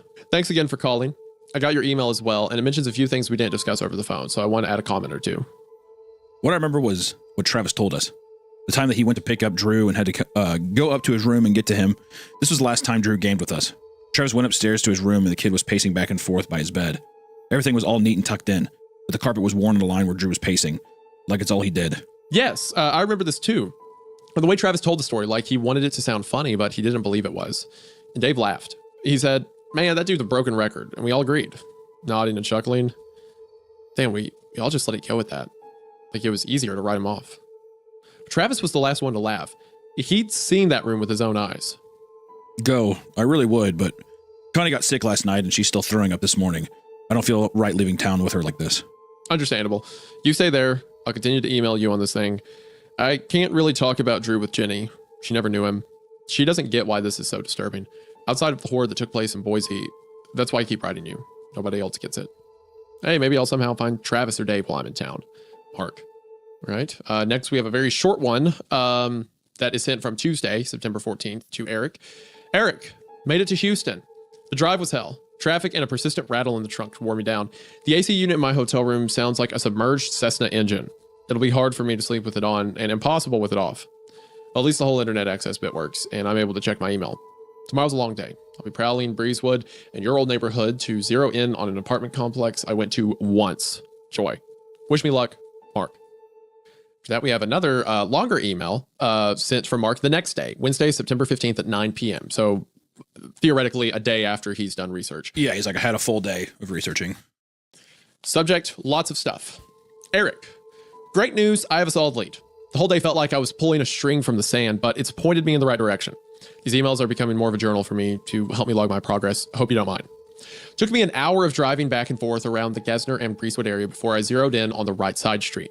The landmarks had changed. I was 90% sure I'd found the right apartment complex, but I was still grasping air. With no name from Drew's mom and no guarantee her last was Hughes, I went to the manager's office and I just got lucky. Her name is Nancy Hughes, and she stopped paying the rent in September of 99.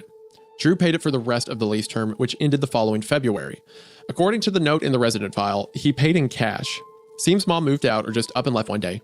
Poof. Andrew was living alone in the apartment then? How was he paying for rent with just a minimum wage job? I showed the manager the article about Drew, and then I lied. I said I was a private investigator. I don't know why. Maybe to justify why I was having her dig up rental information from 5 years ago. Anyway, she got off on it and kept rooting around in the Hughes file for me, like a movie sidekick. She found something. A third-party check, covered rent for December of 98, Kurt Malone. I'm thinking this is stepdad. The manager photocopied the check for me, and 10 minutes later, I was calling the phone number printed with Kurt's address in the upper left-hand corner.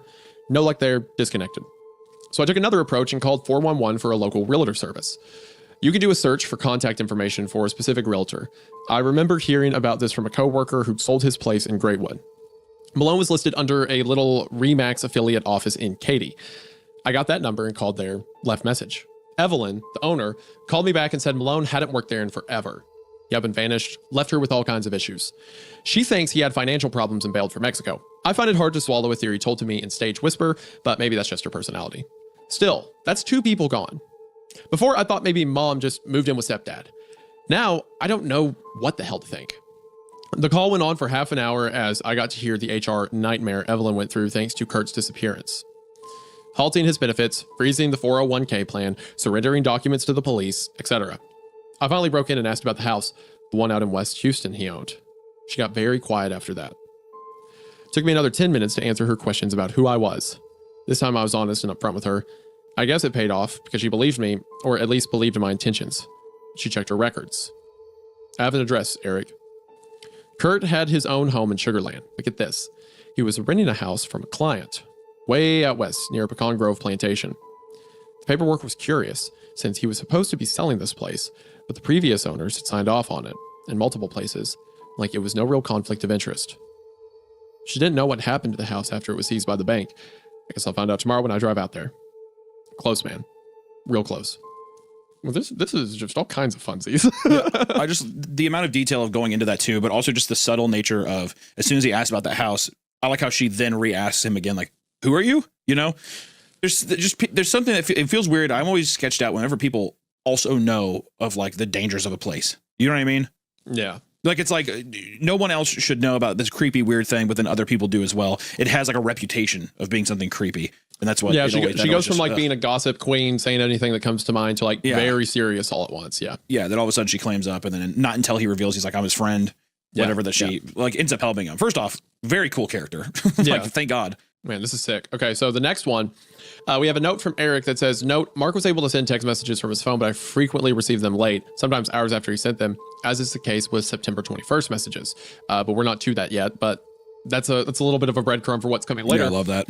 So this is one of the text messages that Mark sent on Thursday, September 16th. He was received at 3:33 p.m. Ahaha, angel number. Look at that. All that Mark said was, where are you? Call me. All caps.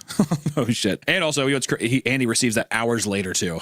Same day, sent, so Thursday, September 16th at 8:25 p.m., another email from Mark, subject the house. Holy shit. I tried calling you 5 times today, but I got your machine. I really need to talk. Call me as soon as you can. Where do I start? The house is still there. It's this generic 1-story thing, bricks and siding. Must have been built at the same time as the other homes in the neighborhood, but it just looks older. The roof is scarred in places. The driveway hasn't held up like the others have. Cracks in the pavement. A plank's missing from the side gate. I rang the doorbell and figured I'd just talk to the new owners. No one answered. I couldn't really hear if it worked or not. Blinds and curtains in the windows kept me from peering inside. There was a dusty pickup truck with a warped front fender parked in the driveway. A neighbor across the street saw me checking it out. He talked to me for a while as he watered his shrubs. He hasn't met the person who lives in the house now, or if anyone is living there really. He remembered Kurt, but not by name, just as the guy who stayed there for a few months. The previous owners, Kurt's clients, didn't live there that much longer. They had all sorts of problems with the house. Electrical, heating, that sort of thing. They moved out, left most of their furniture behind, he said, packed it to a big RV one day and just drove off. He still remembered their names, John and Lucy Madsen. Oh, fuck. Let's go. Let's go. Let's go. Let's go. Whoop, whoop. This is fun. So Andrew went out of his way, killed the smokers known as John and Lucy Madsen, who were the previous tenants of this house that his dad, like for a property that his dad owned. Yeah, his stepdad, yeah. Or his stepdad owned.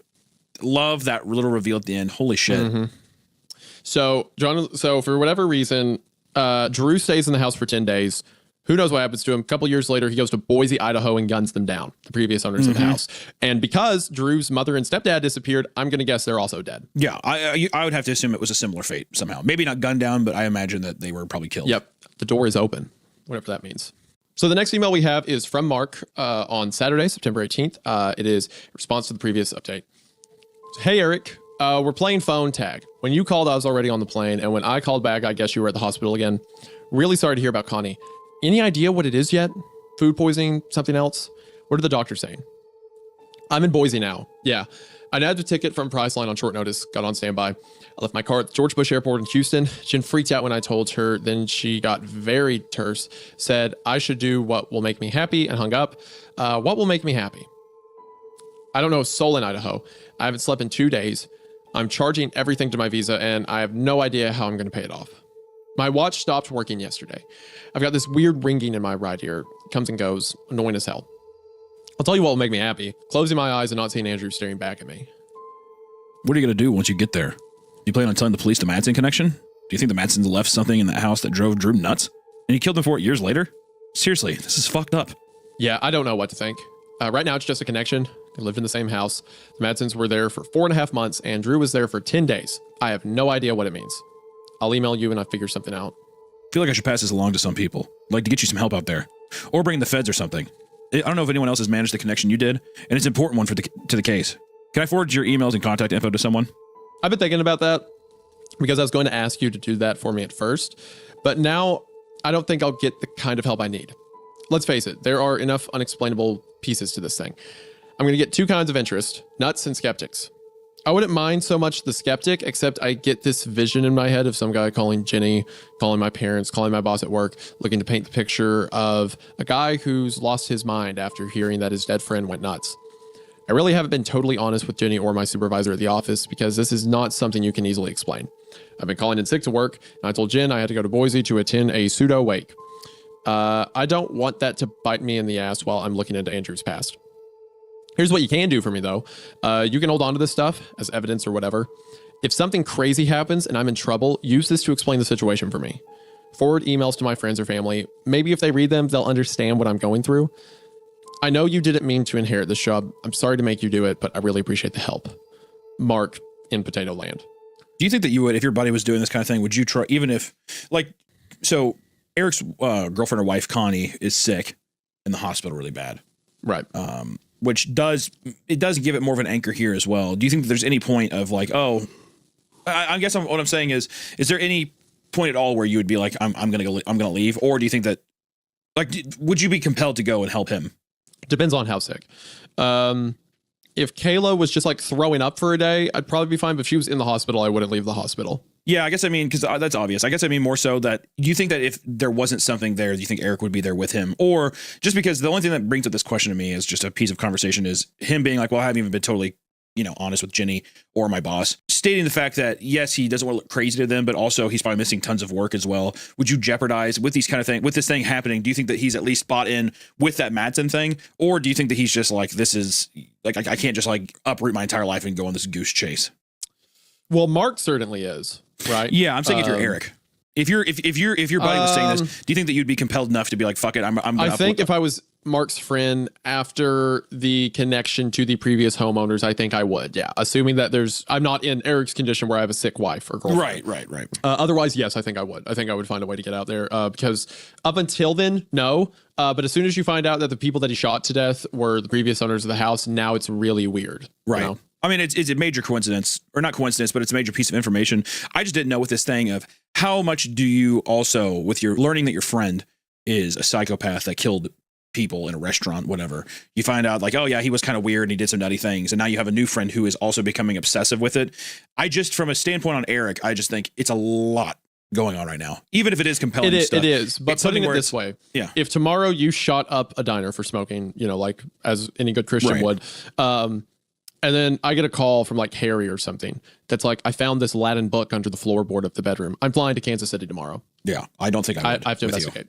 Well, I appreciate your lack of dedication, but I'm getting to the bottom of this. So I mean, I guess I'm glad that Jeremy, I have something else for the suit. Something else I just added. I think of all the other kind of crazy shit that YouTubers do. Maybe not to the extent of murdering someone, but I think about all these different things, and not that you're desensitized to it or that like if someone murders somebody, it's insane. But I just think, I guess I try to put myself in a situation where, am I even mentally able to handle all of this? Like, I feel like it would drive me fucking insane. It might, but I'm also weird and like I couldn't go the rest of my life without pulling that thread. Yeah, I don't think it would eat at me forever. I don't know. Maybe a odd side tangent. I was just curious how you would approach it. So another email from Mark, dated September 20th, Monday at 10 a.m. Subject: a new lead. Update. I called the hospital, the one where Andrew was taken back in August, and asked some pointed questions about where Andrew's body went. Who picked it up? Did a relative or friend show up? The answer was no. But he was tagged with John and Lucy, and I kept demanding some sort of lead, so the intern gave me the names of the relatives who were called in to confirm the IDs of the Madsons and to arrange for funeral home delivery. John's cousin lives out here. I'm about to head out and meet Greg Archer, the cousin, and his wife. Right again from the motel, Mark. So after that, we have another one from September 20th, a bit later at 10 p.m., subject the Archers. Back. That was strange. I met the Archers. I know what you said last time I called. I need to stop lying because it'll make it harder on me later. But I wasn't able to tell them I'm a good friend of the guy who killed Greg's cousin. I said I knew the Madsons when they were in Houston. I had some burning questions about what happened to them. As I claimed, they practically dropped off the map when they left town. I hadn't heard from them since. Greg did most of the talking. His wife Helen was pleasant in that stiff smile way, but she found ways to interrupt my chat with Greg and remind him of other things he needed to get done. The more she did it, the more I encouraged Greg to keep chatting. The Madsons, as he tells it, had a long future planned in Houston. John got a transfer to Schlumberger Oil and looked forward to settling down. Then things started to go wrong after they moved in. Just little things that piled up. Their car kept getting flat tires. Lucy broke her ring finger while fultzing with the dishwasher. Trouble getting mail. Their phone got disconnected when they didn't pay the bill for 2 months. A bill they never got. That sort of thing. Finally, something happened. Greg doesn't know what. It was enough to get them to put the house on the market.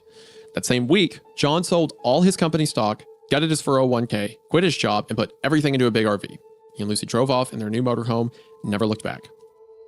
They've been driving around the country the last 5 years, nomadic. Lucy got pregnant in 2002, but miscarried. They still kept on the road. Greg thinks they would have just kept driving through Idaho if the RV hadn't broken down with an AC problem. Greg says John called him up out of the blue and asked if he and Lucy could stay over. Greg made the guest room upstairs. He and Helen welcomed them in their house for a week. This was right before the shooting. Here's where it gets stranger. Greg took me up to the guest room and pointed to some spots on the carpet right in front of the closet door. Oh, let's go, baby. This is so cool. Furniture footprints, like something had stood there. Greg says it was the dresser, the one against the opposite wall. They barricaded the closet door for the duration of their stay. It was the strangest thing. He also noticed they kept the bedroom light on around the clock and bundled up with the spare set of woolen sheets for the bed. Greg never found the right way to ask a number of questions. I think he felt a little better talking to me about it. I'm not his cousin, but I'm someone who listened to him and agreed it was bizarre. Left Greg and Helen's not feeling any better. I feel worse now. I ache the way you're sore right before you get really sick. Trying to put things together, I really am. I have to go to the police now, don't I? I'll go first thing in the morning. I promise, Eric. So it seems like they packed up, did the RV, and now it became a nomadic lifestyle, so they could never settle and be caught. Like, I feel like something was after them. So then that way, even whenever they stopped, they barricaded the door and stuff. Like, I feel like something happened to that house they were running from. That's what I mean. I think that's why I was like, they had the RV to where they could continuously move and survive without ever staying in one place, you know? And that's why when I think when he broke down, even then when he stayed in the guest bedroom, he propped the thing up against the door for their safety. Barricading the closet and leaving the bedroom light on is interesting. You know, it's like, what are you running from that you're afraid of it coming out of the closet in someone else's home?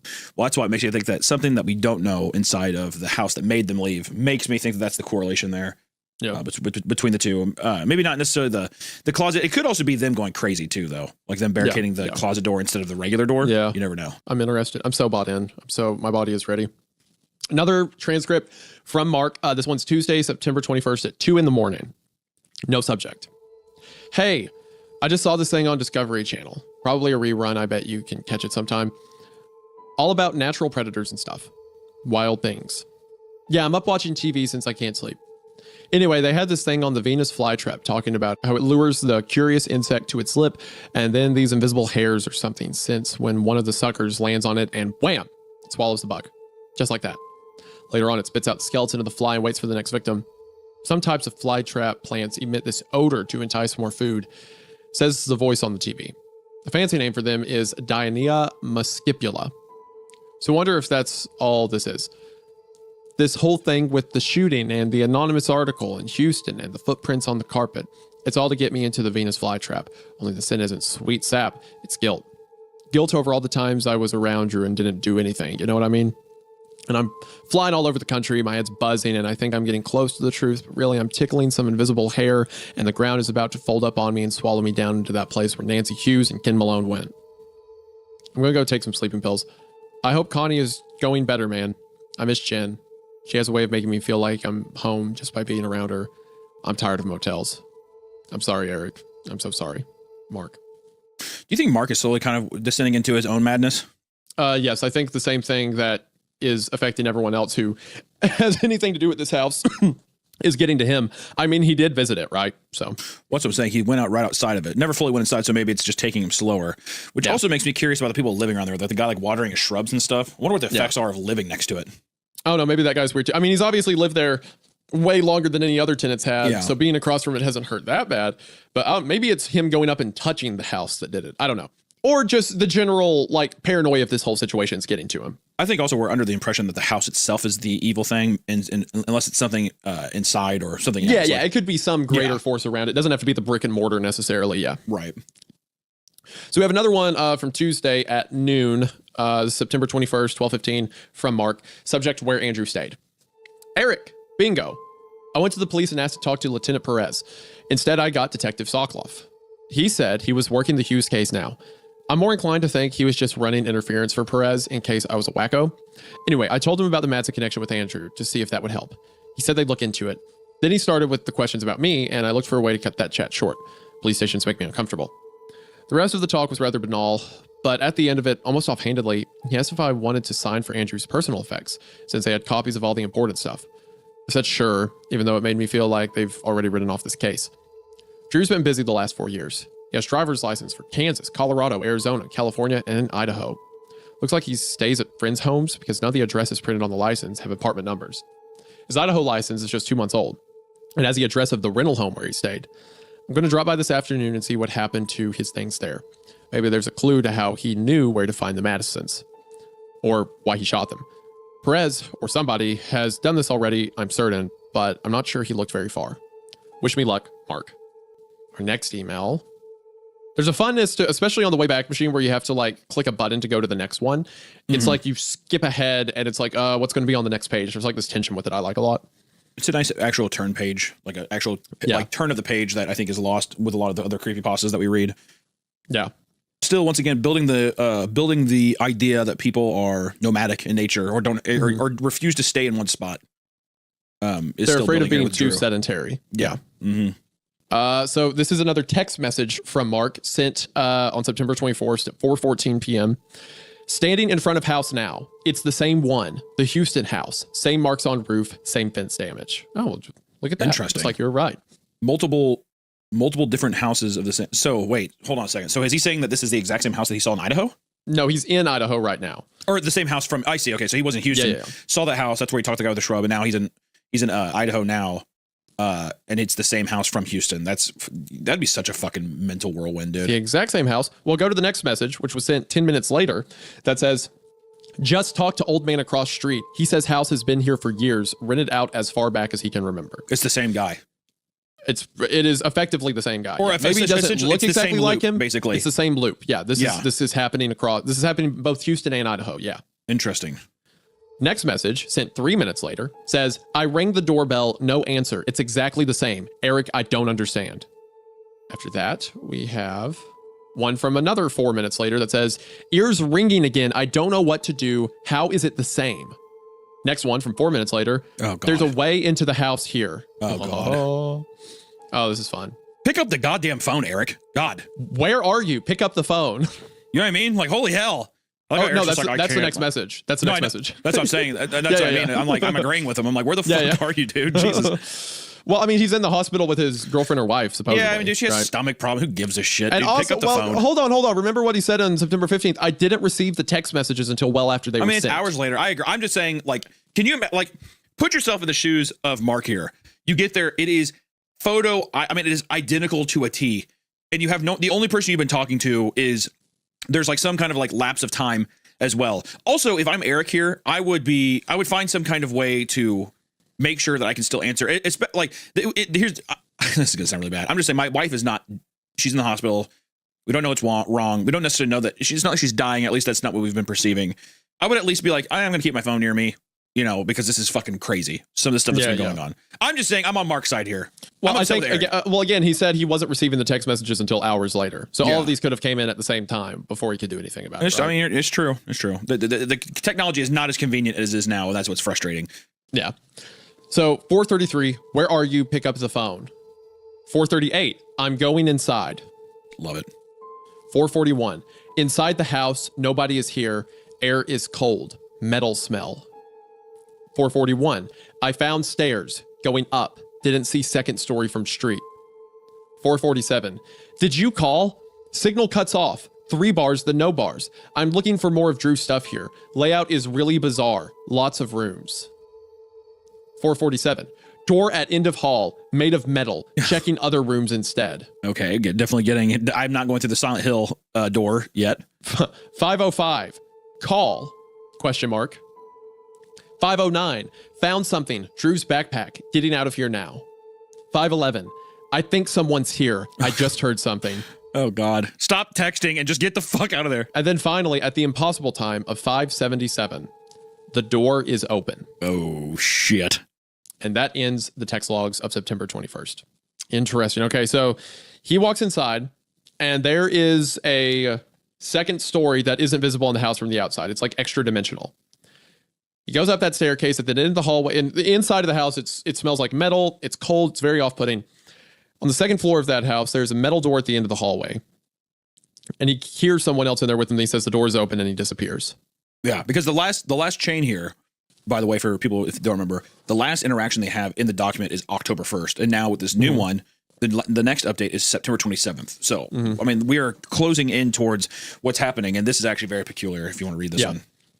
So September 27th, Monday, sent at 1:18 p.m. From Mark, subject for Thursday. Hello, Eric. This is Jennifer. I'm on Mark's PC now. Fuck. I did like you suggested, and I've looked through his outbox, and I don't see any emails about this to anyone else. There aren't that many, really. He didn't tell me a lot of this stuff, Eric. Like now I'm reading the last thing he sent you back on the 13th. I didn't know he was so emotional. Why didn't he tell me about this? But anyway, like you said, he wrote to you from his laptop when he was in Houston and Boise. And the police up there said they found that in his hotel room, and they're taking their own sweet time checking it out for clues. So yeah, I'll keep asking for that to be sent down. Where else should I look? I don't know what else to do here except wait until you come down and look at it. He does have AIM, but I can't tell where the chat logs would be saved or anything if he's done that. Please tell me what else I can do. You know more about what he was up to than anyone else. Because of this old friend the two of you had who went crazy, and now Mark is missing for almost a week. Please send me the other emails he sent you. Please. I want to know now. Jen. After that, we have an email from Postmaster. This is sent on October the 1st, 2004. So this is our last update. Subject, undeliverable mail. So an unknown user, receipt to generated following response, 550 unknown user, original message as follows. So this is supposed to be a message from unknown on October the 1st, no subject. So this is just kind of like a ghost email, sort of. It's in the wind. So no subject, October 1st, 2004. Human arm and leg bones found on street. Scottsdale resident got a shock at the start of their morning commute when they found what seems to be human bones lying in the road on Sage Drive. Crime scene technicians arrived within half an hour and began to sweep the scene for more evidence that might help identify this human victim, or at least establish an approximate time of death. Police spokesman Daniel Swift said bone evidence alone isn't usually enough to determine identity or even cause of death. These remains didn't just appear in the road. They were moved here, Swift said. Therefore, we're asking any witnesses to contact the police with information that might pertain to what happened. No other evidence was found along Sage Street or in yards or neighboring homes. More of the story as it develops. Whoever you are, whatever you are, fuck you. I may not know you, but I can tell what this is, and I'm not fooled. Your Venus flytrap game won't work. I'll make damn sure to warn Jenny and others too, so nice try, but no one is falling for your bait this time. It stops here. And that's the last of the updates, and then that's the last of the logs, and it goes to the updates section. Kind of like the idea, though, that Eric comes to the conclusion that this thing is like, oh, you're just like, it's almost like a domino effect. One person gets invested, they come in, they have a new victim. Then because people care about that person, they come looking for them, and then they're given this carrot that's dangling in front of their face, you know? Oh, yeah. It's like, well, at the end, the bones being thrown out in the street is the same as he said happens with a fly in a fly trap. It spits out the skeleton. So, I mean, it's not technically a skeleton. It spits out the remains of the fly after the fly trap's done. And that's what the human bones found in the street were. Isaiah, was there any other parts of that story? Was there any other The only other really evidence that we had was the shooting, right? So there wasn't another person that was discarded bodies. There was no other bodies found in the story. Correct. No, that's the only mention. Yeah. Okay. There's the mention that the house smells like metal, which you could take to mean blood, but that's not like confirmed, right? I just think it's I think it's kind of implying that the house is almost like a living thing, right? Like the house is a natural predator that it maybe pops up. Maybe it's like a plant that grows in several places around the country, right? And like you can be in it for a while and be okay, but once you trip the hairs, so to speak, once you pass through that metal door, you're gone. You're consumed, and then the bones spit out. That's what I think it's meaning. Be kind of sick. Very odd. Very kind of like just mysterious. Yeah. It would be so brutal if the house was actually just like a living organism, and when you step in, it disguises itself as a real house, but really you're like kind of like walking around its like mouth and intestines and shit. You know, that'd be kind of sick. Once you go through the metal door, it's over. Yeah, it's like it puts this veil over your eyes, so you think you're seeing one thing. But then I'm not entirely sure where some of the stuff comes in. Like you don't like why then were the Madsons afraid of something coming out of closets? Why did they need to keep moving? Why? I don't know. You know. Well, the only thing I can think of is that if they did something similar. So the whole idea here that I think that ties in with the Madsons to me is Mark goes down. He sees the house in Houston, right? Goes up to Idaho, sees a similar house. Could the Madsons have done something similar to where every time that they go a place, they're being attacked from, like, let's just say a closet or something along those lines where they're losing their own perception of what is the house and what is not, to where when they stay in a place, maybe they still see the house, you know, like is that veil put over their eyes, so to speak, as they break that kind of barrier when they walk into the house? I don't know.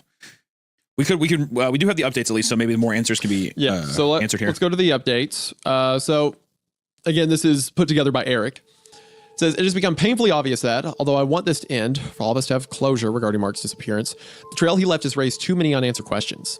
Since the time I first published the site for Jen and those close to Mark, new information continues to arrive from a variety of sources. In my last posted email, I refused to take the bait. I said it would stop here, but it doesn't stop there, not by any stretch. This page will chronicle my findings and other resources as I discover them. Some may have no connection to how or why Mark vanished, only time will tell. Final note, for those of you like Sandra and Nathan Condry, the truth is I don't know what to believe with this whole thing, but I know what I don't want to believe. So first update, October 14th, again, 2004. Jen called. She spoke with Boise police again yesterday, and they have finally agreed to ship down the laptop. Once she gets it and looks at it herself, she'll send it my way. If I find anything new, I'll add it here. October 17th. Among the spam today, I received this email from someone who seems to have stumbled upon the site. From Mr. Paranoia, subject the house. Very interesting. If it's real, I have some information for you. I don't know Mark, but that won't matter once I send you this link. Based on what I've researched, those who have figured out what this flytrap house is risk becoming its next victim. Not everyone is eaten by it or them, maybe. Some may just not be psychologically susceptible to it. The way some aren't able to be hypnotized. But if you walk away knowing too much about it, the house will get to you. Sooner or later, witness the Madsons, maybe you don't want to know anything else. And then back to Eric. Well, regardless of how I feel about it, this site isn't for me. So in case you read it here first, send me what you have and I'll decide if I want to share it, Mr. Paranoia. Also, don't expect me to publish your messages to me ever again. I'm not a PR firm. October 22nd. After trading emails several times with Mr. Paranoia, he finally sent the link mentioned in the October 17th email. Jen, I've read it already, and I want you to treat it as a hoax, unless you get something in the mail from a grocery store in Arizona. Call me when you've read it and we'll talk. It's a live journal site, which means to read it chronologically, you need to scroll to the bottom of the page and work your way up. The journal author is allegedly a 16-year-old named Daniel Stevens. Here's the link. Hi, everybody, especially Jonathan. XOXO. Here we go. It's Danny's first LJ here. LJ? Lick job? What does LJ mean? Legit job, probably, or something like that. Here we go. It's Danny's first legit job. Well, it took me long enough. I just need a reason for one. My life is pretty boring for the most part, so trying to keep a diary going felt like too much work. But whenever I get a job, like over the summer, I always have these great stories to tell. Like when I worked as a lifeguard for Highland YMCA outdoor pool, or a public library last year. You wouldn't think you'd meet so many weirdo people or end up on crazy adventures, like raccoon hunting with a drain net. But it happens all the time to me. Well, this time I will be sure to write them down here, because I have a new job. That's right. It's all part of Danny's genius plan to pay for Xmas. I want to get my friends and family nice things this year, so I took a babysitting job at a house 3 blocks away. Babysitting, yeah. Doesn't sound like a steady job, but this one is different. The Ellisons are both full-time working parents, programmers at some tech company downtown. When big deadlines get close, both of them have to work hella bad OT hours. and they had someone watch their daughter, Lenny, from 5 to 10, Mondays through Thursdays. That seriously cuts into my own downtime after school, but it's worth it. I keep telling myself that. I went over tonight and met Lenny and Mr. and Mrs. Ellison. They look like total geeks. God, bitch. Their living room has a big screen TV and also a table with 2 PCs and a bunch of other gear like DVD burners. The place is cold. They must run the AC a lot to keep the hardware from overheating. It's like that in school computer room all the time. Lenny's 8. She's quiet and shy, but she has the cutest crooked teeth smile. She likes Nintendo and Barbie. I think we'll get along fine. My first day is tomorrow. It's so weird to have someone house key on my keyring. I guess my references were good for them, though. Wish me luck. XOXO, Danny. Current mood, bouncy, current music, The Killers. Somebody told me. Oh, it's a good song at least. The idea, though, of the Flytrap thing, we started getting the name of the Flytrap house and stuff. Of now, it feels like it's luring in another person. We have all the other kind of warning signs as well. It being really cold. And this house is in Arizona, right? Yes, right. Because of what he said to her, he was like, "Assume it's fake unless you get something from Arizona." Right. Yeah. So he doesn't assume it's Arizona. So there's at least 3, probably more around the country. Yeah. Which the next login here is Tuesday, October 12th, 2004. So the next day, 10:55 p.m. First night, ... Woof. I'm back. First night babysitting was pretty easy. I got there a little before 5 and met Kathy. She's the one who takes Lenny home from school. She has a boy who goes there too. She knew Mr. and Mrs. Ellison when they lived in Chicago and helped them find a place here. She was in a hurry, I guess, but she seems kind of rude. She told me to be on time so I don't have to wait for you. I was on time. I was early. That's creepy. Lindy was still very quiet, but she doesn't know me, so that's okay. We played some Nintendo, and after dinner, she wanted to play house. She has a dollhouse in her room. It's really cute. I grabbed a Barbie doll and started to play with her, but she told me Barbie wasn't the right size for the house. It's true, too. Barbie's just way too tall. So what long legs get you sometimes. But Lenny doesn't have any dolls for the house. She says it doesn't need any because it's just a house. But I think she secretly wants some. If we get along, I may add that to Danny's Xmas list project. I gotta remember to take a jacket with me next time, though. It gets way too cold, and I didn't find the thermostat. I was gonna say something when Lenny's mom and dad came home, but when they showed up, they looked so tired.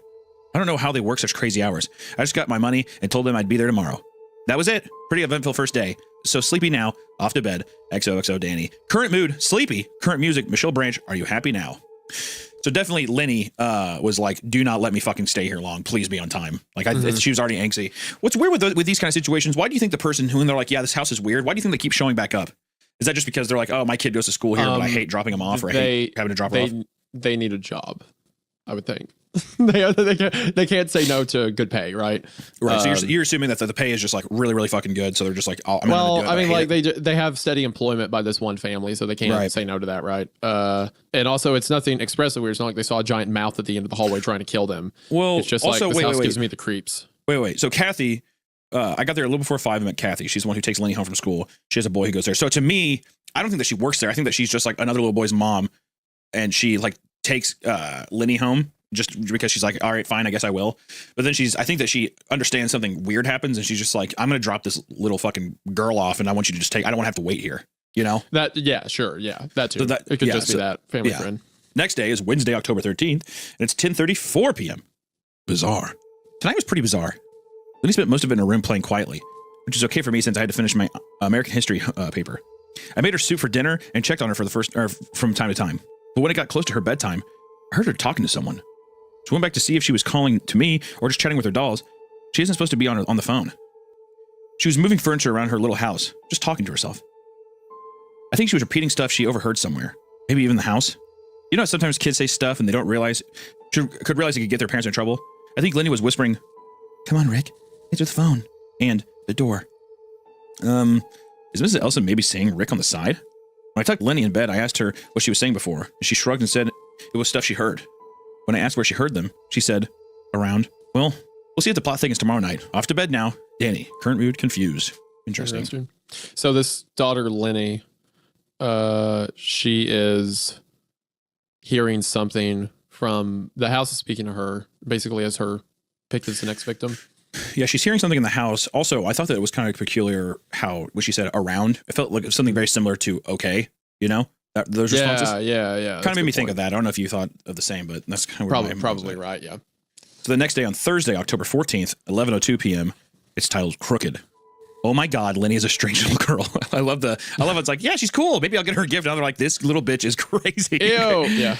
Oh my God, Lenny's a strange little girl. Last night, it was weird phrases. Tonight, it was rhyme or some children's song. Something about a crooked man with 6 pants. Oh Nope. Nope. Absolutely not. Get me out of here. What the fuck? Check out. Ding, ding, ding, ding, ding. Let me out. Something about a crooked man with 6 pants. I don't know. I mean, she can be cute and smiles a lot, but already I worry she doesn't get enough attention from her parents. Well, duh. Otherwise, I wouldn't have this job. She wanted to go to bed early tonight. I tucked her in and she hugged me. I kept her arms around me for a long time. She's definitely going to get an Xmas present from me, even if I'm not her sitter by then. Oh, just the crooked man with 6 pants is so fucked. It can't be good. Oh, God. Well, I told her a story to put her to sleep about a family of bears in a big house. I was using your dollhouse as the one where the bears lived, just improvising. So I was looking over at it and I saw she had colored a room upstairs in red, marked it all up in magic marker. Nope. I asked her what the room was and she said, the one upstairs. Why is it red? Then he just shrugged like she didn't know. What's it for? It smells like cookies and candy. Nope. Kill me. Don't get a gun. See what I mean? Strange. No idea what that's about. Oh, I almost forgot. On my way back to the living room, I found a set of keys on the floor in the hall, just lying there. I was like, what the fuck? They weren't even mine. And the house keys didn't work on the doors for the house. I don't know how I missed them before. I think they belonged to Rick. Anyway, they have one of those grocery keychain cards on them, so I took them. Maybe I should have handed them over to Mr. and Mrs. Elson, but what if I'm right and Mom is having an affair and these are for her boyfriend's place? I don't want anybody getting in trouble. This weekend, I'm going to go to the store and have them scan the little card for me to see who it is. I'll be good Samaritan and nosy at the same time. John's little brother Sax at the one on Camelback, I think. Ugh, what a week. Finally, I can get a weekend to myself, though. I'll write if I find anything juicy about the keys. XO, Danny. Current mood, cold. Current music, Queensryche, silent lucidity. God, hell yeah. I have a bad feeling it's going to be Mark's. I have a bad feeling. Saturday, October 16th, 2004. 11:10 a.m. Keys. Well, that was a letdown. Okay, so I went and had the keychain card thing scanned at the Fry's, which worked even though they were another place, because all part of a big chain of stores. The keys don't belong to anyone named Rick after all. The guy told me they're for somebody named Mark. Oh, God damn it. Mark Hondre. I think it was. He lived in Texas. Wait, Mark's last name was Condry. Oh, I bet she's spelling it wrong. Condry. Yeah. He lives in Texas. I didn't get back to him either. It's policy to have some sort of mail them back. Whatever. Still makes me wonder what in the world they were doing in Mr. and Mrs. Elson's hall. LOL. Listen to me. I'm like Nancy Drew. Okay, off the mall. John is waiting. Danny. Curious. So okay, hold on. Okay, hold on. What date was this? October 16th? October 16th. And he died September 21st. Was it September 27th was his last email? No, September 27th was the email Jen sent from his laptop. You're right. The text chain of him going through the house was September 21st. Yeah. So like 3 weeks later, his keys show up in this other house. This one's in Arizona, though. That implies that all of these Venus flytrap houses are connected somehow, like dimensionally. Like it digested him in Idaho and spit out his keys in Arizona. Digesting him through the parallel universe thing, and then it just like shits out something into one of the random other houses. Like it's like they're all connected. Yeah. They're all the same, but they're all in this, like, I think the same building, but there's different versions of them in these different parallels. I think you're right. Very odd. That's so cool. This is such a so cool now concept. She's back on Monday working October 18th, 2004, 10:31 p.m. Back on the job. What a weekend. Let's see. I hung out with John. Saw the puppet movie by those South Park guys. It's Team America. Okay, let's put some respect on it. And went lipstick shopping because I read this article about how lipstick is all undervalued now. Like people don't wear it as often. And I love lipstick. Rebel.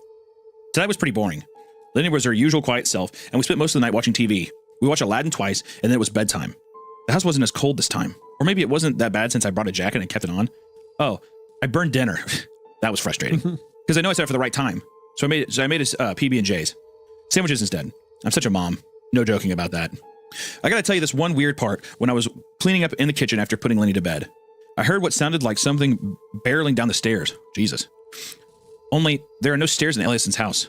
I think it was just the TV or maybe the garage door just makes a sound like that. Because the Ellisons came in a few minutes later. Boy, they look tired. They could have used a couple Danny Special PB&Js themselves. Still don't know if I should mention finding the keys that belong to Mark or not. Anyway, time for bed. Danny. The whole thing with the staircase is very interesting to me. Well, it's like it presents as a single floor house, but the second floor is like the extra dimensional part of it. Yeah, it seems like it only reveals itself at one time too. Like I don't think at one time it could reveal itself to everybody. It's like picking and choosing. Again, giving the Venus flytrap imagery, it's like its mouth opening. Yeah, but I think that even though it doesn't reveal itself, I think people are still able to hear it in the other dimension. Yeah. So like someone was probably rolling down the steps in another one of those houses, wherever it was. I think that's reasonable. I think that's probably right. I'm thinking too about when the little girl, when what's her name, Lenny? Yeah, it's a horrible name for a girl. But Lenny heard, or no, there's the red room that she says smells like cookies and candy. Yeah. That to me is the pheromones, the scent of the creature, right, luring you in. Yeah, like it's supposed to be good, almost. Yeah, like it entices you to come to it. Yeah, no, that'd be kind of brutal. So the next one's Tuesday, October 19th, 2004. It's titled "Why Am I Doing This Again?" It's at 10:48 p.m. Blech. I don't feel good. I have a headache for half the night, just pounding on the back of my ears. I've taken like 4 Advil already, and it won't go away. Babysitting was a nightmare. I had 2 papers to write, plus lit homework. Plus 2 days are workout days for me, but I got up late and couldn't work out in the morning, so I sort of squeezed in a quick 20-minute session after school. Oh my God, Lenny kept singing that stupid rhyme all night. Drove me nuts. I swear if I hear it one more time, I'll snap. I had such a hard time with everything tonight. The house got really cold at one point. Made my ears ring. You know that high-pitched sound like they use for the test for emergency broadcast systems? Yeah, my ear was doing that. I thought it was the computers at first. Did I tell you about the PCs in the living room? Anyway, they're always on. I went over and checked them out. The table's like a spaghetti bowl of cables leading off behind furniture or into the wall. Turns out it's not them. The ringing was in my ear. The Elsons had some sort of monitoring program going. All these numbers were scrolling like mad in a window. The program wasn't anything I recognized. The file name was Temp Test Attic. I didn't want to get into trouble, so I didn't touch them. It got warm in the hall. Lee and I stayed there for a while. It also smelled good there, like a bakery. I think the vents must be messed up in the house, seriously. I don't know how anyone could live like this all the time. I want to quit, but I want to hurt Lenny's feelings. Maybe I should just suck it up. Ugh, there goes the ringing again. Mood drained. I think you're right about the pheromones thing. Like, I think it's also, are we under the impression too now that the parents are trying to evaluate where the other, I wouldn't be surprised if they're not even this girl's parents. Oh, interesting. This could be like 2 researchers or something who are posing to try to do status monitoring of the house. Sure. Like the computers everywhere in the Temp Test Attic, it's like they're trying to monitor what's happening inside of this house, and they just need an excuse to get test subjects in there. Okay. That's interesting. Well, this one's a longer one, so I'm guessing this one's Wednesday, October 20th, 2004, 11:31 p.m. Home, finally, is the subject. It's taken me this long to feel good enough to type. I got home over an hour ago. If last night was awful, tonight was 100 times worse. I don't know where to start. I got there at 5, waved bye to Kathy, played with Lenny some. The TV was acting up, so we had dinner early. I made some raviolis with pasta sauce, and it was good. But when I was taking Lenny's plate, I thought I felt something touch me. It made me jump. And the bowl spilled onto Lenny's shoulder. She had pasta sauce in her hair. She asked for a bath, which is fine. But I had not given her a bath before. I was a little uncomfortable just because I wasn't familiar with the temp setting on the tub, and I didn't know how Lenny's mom and dad would feel about it, but Lenny kept pleading with me to stay with her for the bath. So I ran the water and helped her into the tub. The string came out of the faucet as the tub filled up. It made Lenny nervous. I tried to tug on it and pull it all the way out, but it must have been caught on something inside the pipe. It just dangled from the faucet and floated on the water. Some of the pasta sauce had gotten in Lenny's hair, so I rinsed it out a little. There wasn't any soap in the guest bath, so I went into the Elson's bedroom to borrow from their master bath. That's when Lenny started screaming. I've never been so chilled to the bone before hearing her tonight. It was horrific. Hearing her scream. I turned and ran back to her as fast as I could, and when I got back, she was hanging onto the edge of the tub trying to get out, and the string was wrapped around her leg. I yanked and yanked it out again, but it wouldn't budge, and Lenny kept screaming, "Get it off, get it off!" And so I started to try and unwind it from her leg, but the shampoo in the water, or something, had made it slippery, and I started crying, and then suddenly the string went slack, and I tore Lenny away. She had a set of marks on her like stripes, where the string had cut into her skin. Later, when I went back with a pair of scissors, the string was gone, and the water had drained away. We spent the rest of the night in the living room on the couch, piled under 2 blankets of pillows from Ellison's bed. Lenny eventually fell asleep, but I was so worried about her and confused about what happened. I was a nervous wreck, and around 9 p.m., one of the PCs started beeping like crazy. I got up to check on it. An alert had popped up. It said, like that, then... Oh, it said, like that? That's what the computer said? It said, dot, like that. Oh, it just said, period, like that. Okay. Then, the power cut out and back on again. Only, some of the lights didn't come on. Just a light from down the hall. Oh, fuck. In the hall, it was easier to see. I took a wrong turn on my way back. The tiny hall and door that leads to the garage was not where I thought it was. Instead, I found a set of stairs. Like, real stairs. Going up. Oh, God. It smelled like cake. Like right out of the oven. I felt so lost and strange, I can't explain it. Except, I didn't think the house had a second story. It's too hard to see from outside. I finally found a way into the kitchen, and from there, went back to Lenny, who was still asleep. It got real cold after that. When the Elsons got home, I told about the bath and the other problems, but I didn't mention the stairs. Then I told them I couldn't babysit anymore. I think I used schoolwork as an excuse. They said they understood, but I could tell they were depressed about it. I'm sorry I can't keep doing it. Well, Mrs. Ellison asked me to please just make it for one more night, and then they would get a new sitter over the weekend to start on Monday. She paid me advance for tomorrow, too. I didn't want to say yes, and I don't want to go back, but I feel so bad for leaving them on such short notice. And really, what if it's just me being a spaz? Like I'm freaking myself out or something. Anyway, I told Mrs. Ellison yes. Oh, you dumb bitch. One more night. I can do this. I will come back and tell you about the final 5 hours sitting for Lenny in that house. And come Friday, we'll talk about something new like friends Don and Kim. My friends Don and Kim. Or how I love Starbucks strawberry cream fraps. Me too, girl. Or whatever. Just to keep me in the habit of writing here. I think I've been pretty good about it anyway. I sort of get on and start typing automatically before I go to bed. Okay. I wish I wasn't so scared going back. I feel so empty. Danielle. Current mood, numb. And the last post. Jeez, Thursday, did it work out for her? Let's find out.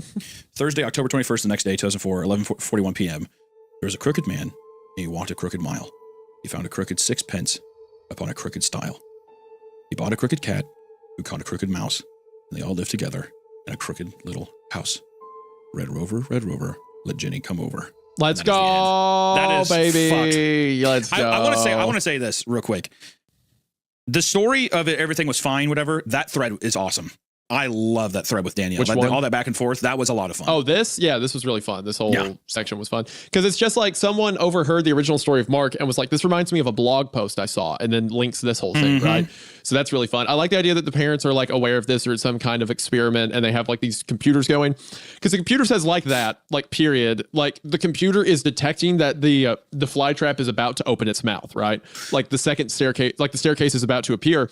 And then when Danny doesn't choose to go into it, it closes back up. It says the house gets cold again. It's very creepy too, to mention that the house gets warm. It's like the monster is opening its mouth and you can feel its hot breath go through the house. Yeah, and it's like, and hey, whenever it come here. shuts its mouth, it's cold again. Let me ask you this. The like that period, is it replicating her cadence of how she's been typing and probably how she talks?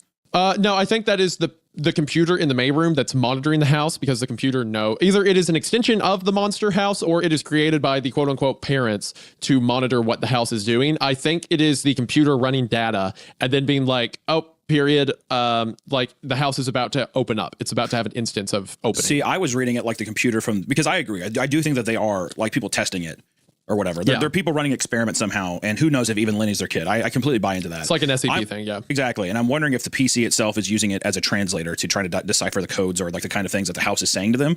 And I didn't know if because of how before the thing was replicating like the commercials it was hearing and stuff. I didn't know if it was also like saying something similar or deciphering something to her as an indication that she's going to be the next victim. That's how I kind of translated it, but I do agree. Like I like the idea that Venus flytrap it opening. She's like, no. I'm so sad too. Danielle seemed like such a good character. I like that poem. The rhyme is so fucked. So there's a crooked man.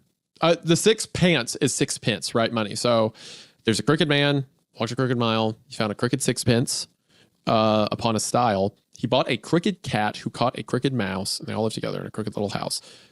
Is that maybe that's saying the first instance of this? Oh, wait. I found a crooked man with a crooked smile. Is this not almost referring to her? Crooked man with a crooked smile, optimistic girl. Upon a crooked style, he bought a crooked cat who caught a crooked mouse. Is that in reference, you think, to the parents catching her? They'll live together in a crooked house? Certainly could be, but this also, like the reference of the crooked man could be in reference to like the first instance of this happening. Like whatever caused this house to exist in the first place, or it could just be a case of them killing her. I don't know. I will say, in case you didn't catch it, that ending, Red Rover let Jenny come over. Jenny is Mark's wife. Mark's wife, yeah. Exactly. So even though Danielle never met her, the house is now calling to Jenny next. So I think Jenny's going to be the next target. I think so. That was a link that Mr. Paranoia sent, supposedly definitely another instance of the house. So now going back to Eric's update blog, we have an update from October 26, 2004. Jen, please call me back. I know it must be driving you crazy, but do not go to Phoenix. Mark was never there, despite what the postmark says on that box. The keys are just like the article about Andrew. Bait. Please don't do this. Send me the laptop and we'll figure it out together, okay? I wouldn't have to put this here if you'd answer your phone. I know you visit this page regularly. Call me. So that's interesting because it's like the house knew that sending the keys to Danielle, she would post about it on a blog, which would then get shared by Mr. Paranoia to Eric, which would cause Jenny to become obsessed and travel there. Yeah. I mean, it's perfect. It's the perfect luring system. Emotionally target people they're distraught. They will do whatever they can to get their loved ones, you know? And also, the final update, the whole let Jenny come over, was October the 21st, one day before it gets shared here. So this is all happening very quickly with each other. Another one from October 26th, later that day, says, lots of responses. I didn't expect this. Thank you for your support and your technical notes. At this time, I cannot involve and will not involve anyone else for a number of reasons. Please respect my decision on this matter. I will keep the contact information for the paranormal investigators, and I will continue to help those close to Mark as best I can. Please, no more phone calls. Connie is going out of her mind. Thank you. Another one from the next day, October 27th. Sandra, Nathan, check your email. I finally heard back from your Sprint PCS service rep today. No more account authorization hassles. He said their records show and have billed for only 14 text messages from Mark's phone on September 21st. The last one timestamped at 5:11. He's sending me a copy of the logs, but I'm not sure if they'll do us any good at this point. Awaiting the laptop now. Hold on, what does that mean? Okay, Sandra and Nathan, who were they? Where's Sandra and Nathan? Was that not the cousin? No, that wasn't the cousins, was it? It might have been. Let me look real quick. I've got. Looks like it's somebody that's related to Mark at least. No, because the cousins were from Andrew, so that's not right. So they're mentioned at the top of the updates as Sandra and Nathan Condry. So I imagine family members of Mark, right? That's what I would assume. So it's Mark's family members, and then he's updating here and saying that they had the service company said 14 messages were sent from Mark's phone on September 21st. The last one was at 5:11, which means the last one they have record of him sending was the, I think someone's here, I just heard something. And then the 15th message, 577, that says the door is open, they don't have record of. So that wasn't being sent by Mark. That was deposited straight to Eric's phone, effectively. Interesting. That's when the bait was first sent out. Yes. So then now we have one from the next day, October 28th. I've been contacted by Diane M., who says she was friends with Lucy Madsen when she lived in Houston. Okay, so hello, Eric. A friend linked me to this site asking if this was the same Lucy I knew when I lived in Sugarland. After doing some reading, I'm convinced it is. I had no idea what happened to her after she and John moved. Lucy and I met through a little book club some mutual friends started up. We were both avid readers. Yes, she and John had all sorts of unexplainable problems with that house. I remember seeing some of them firsthand, like the leak. After reading about your friend Mark, I stewed a bit, called up my father. I often talked with Lucy on AIM when she lived here, and thought maybe some of these old dialogues would be of use to you. But they would have been on my old PC, which I gave to my dad, a year ago. I went over earlier tonight and dug through the program files for any signs of my AIM chats with Lucy way back when. Dad had removed a lot of stuff, he deletes things, but I did find a scrap from February of '99. It's the one I remembered, the one that made me curious to visit. Note, I don't really think it's a supernatural thing. I'm more prone to think Lucy had a sort of nervous breakdown and created or imagined traumatic moments in the house. The rest of it, like your friend's experience, I can't explain. But I hope you find closure soon. The attachment wouldn't open, but hopefully Diane will try again. Then we have an update that says, I got the chat log and converted it to HTML. I don't know if Diane is still using her screen name or if Lucy's is taken by a new user now. So to protect both from any unwarranted IMs, I've removed the numbers from the ends of their nicks. If there are users with the nicks in this log, they are not the same people. FYI, here's the AIM chat log.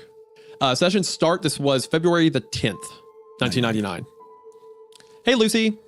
Hey. You still at the office? Yeah, so tired. Oh, by the way, I finally picked up that Adams book. Looking forward to reading it. Tired. What did the electrician say? He couldn't find anything wrong. Oh, BS. Yeah, John's calling another tech today. Good for him. You want to come over tomorrow night? Grab some dinner? I'll bring Paul so the men can talk hockey. But it's just the short circuits. Sure, that sounds nice. Oh, Lord. Is it turning into a money pit? I don't know. I hear things now and then.